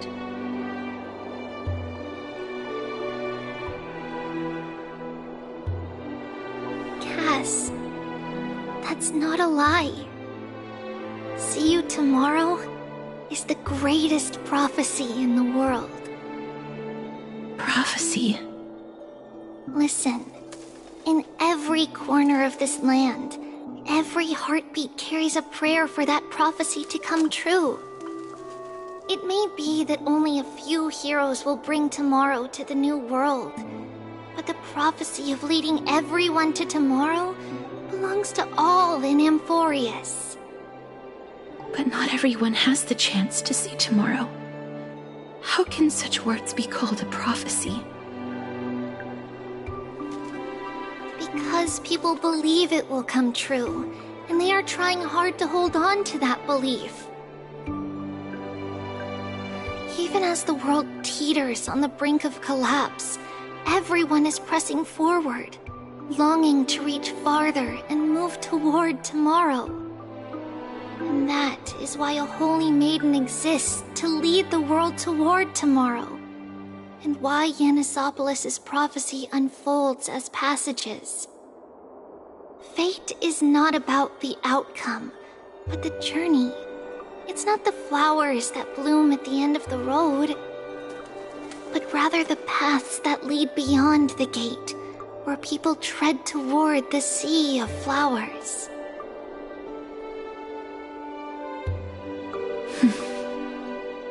So, Cass, if anything is troubling you, just set it aside for tomorrow. There's no difference between demigods and mortals. The troubles we encounter can only be resolved by our future selves. Reflect through the long night. Wait for the dawn as you think, then set off at daybreak. The hesitant part of us will be left behind in the dark, while the determined side of us will know no fear. Because that's how Tribios has journeyed so far to spread the prophecy. Beckoning the morning sun and the tomorrow it promises to bring. We will now continue the journey and face our destiny. We will step over the gods' corpses and wander among humanity, and thus we shall sweep apart Amphorius' pitch-dark fog. And at the end, all will reach that silver-white shoal, that end of the journey, that new world and new tomorrow. It is a haven free from storms, cold, and heavy rains. No sorrow can linger there. We've made a promise to meet again at the end of the west wind, where flowers bloom in spring. See you tomorrow, Trianne. See you tomorrow!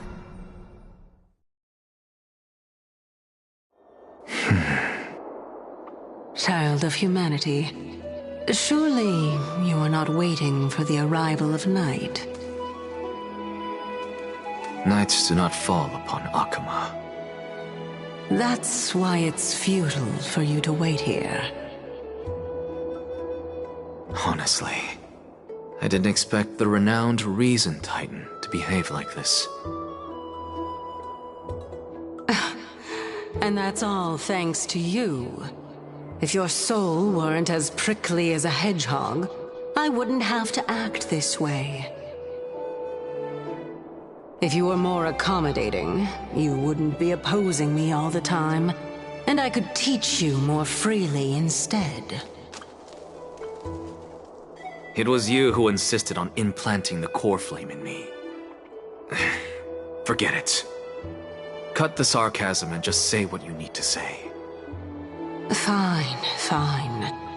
All I want is to remind you. There's not much left in your soul.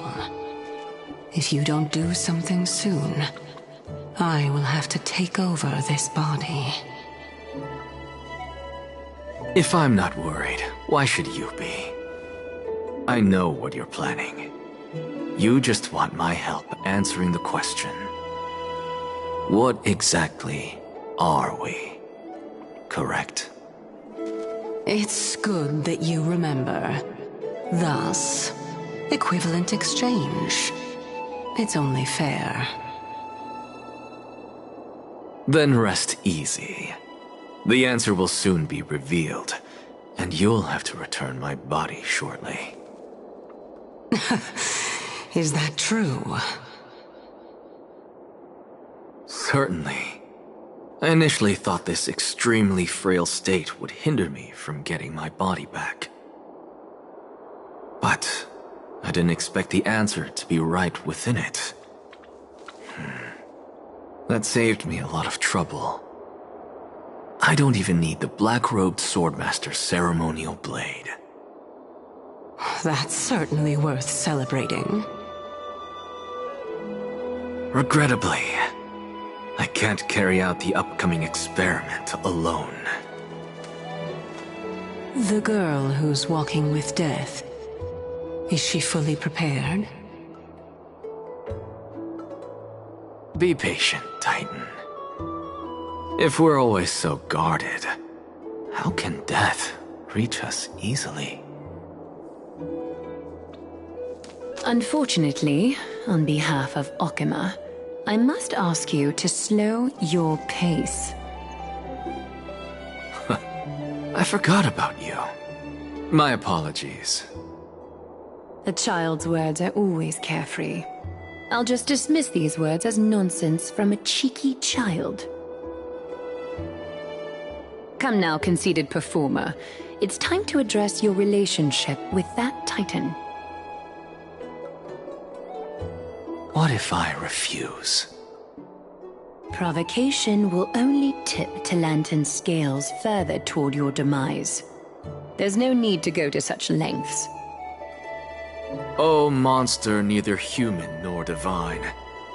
Don't forget that you won't dare kill me. If you snuff out the core flame of reason, what else can you use to stand against the Council?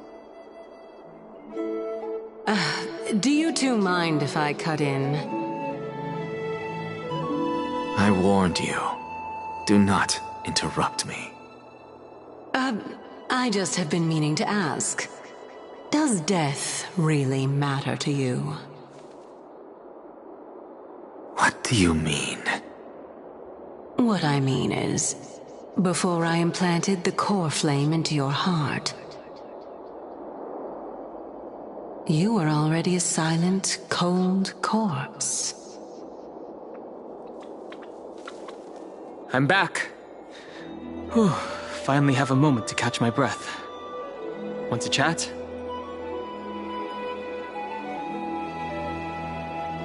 It's unusual to see Mem isn't with you.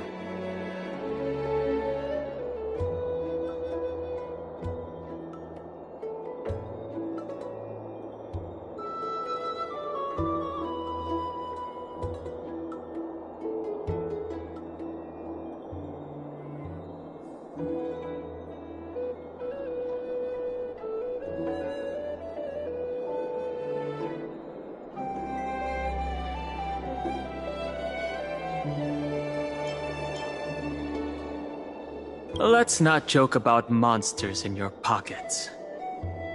Since they're not here, let me ask you. Are you really sure you want to take on the trial of Orynyx's core flame on behalf of the Chrysos heirs?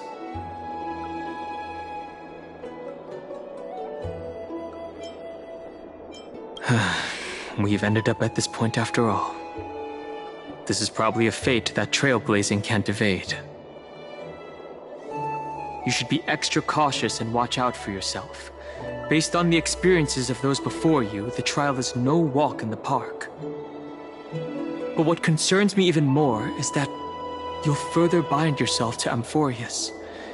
If you truly assume that Titan's divinity, do you believe that you'll be able to lay it down again? Forget it. We'll deal with that when the time comes. No matter what happens, I'll be right there with you.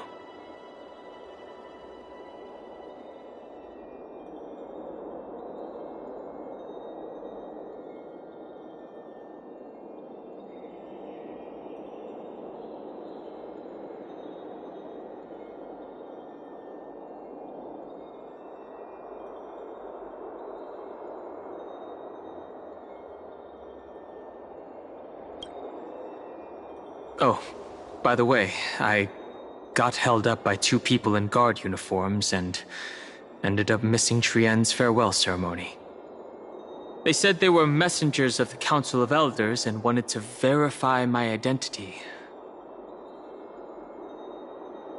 But I suspect we've been on their radar for a while, and they only made their move when you and I got separated. The questions were quite specific, from how we arrived in Akama to our relationships with each Chrysos heir. They even asked about what we did in the market. Luckily, those pawns aren't the brightest. I managed to brush off most of their questions, so they'll probably leave us alone for a bit.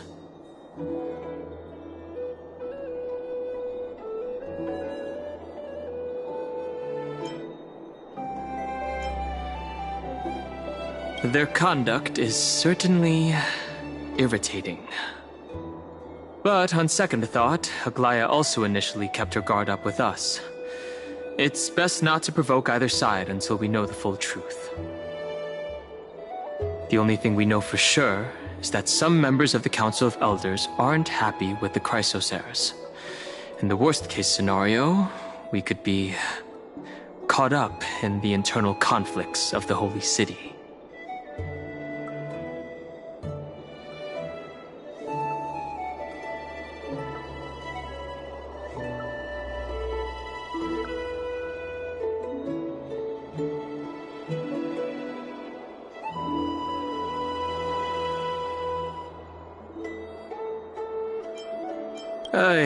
If only we had more time to sort through the clues about the Black Tide. But now, the weather is the only lovely thing left. Let's take some more pictures. Huh? What's going on? Something wrong, Don Hung? Oh. The memory card is full. I bet March and the others are pretty worried too.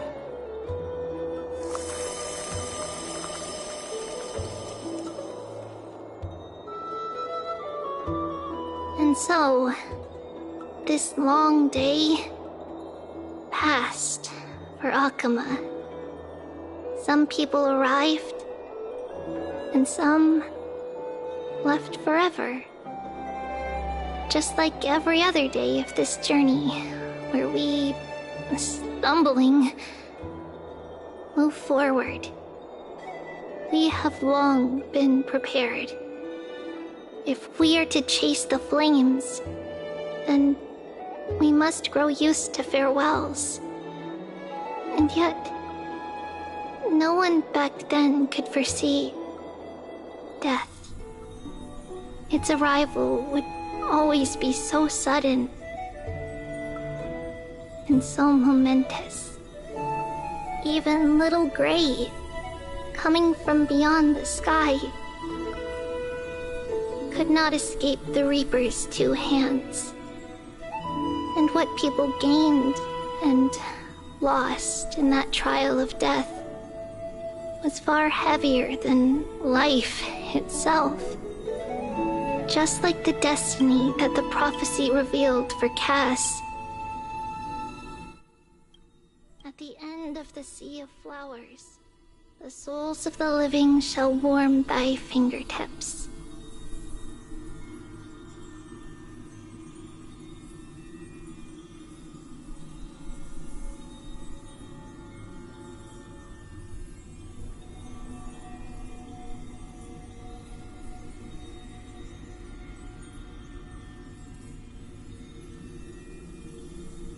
And after an embrace, there shall be eternal separation.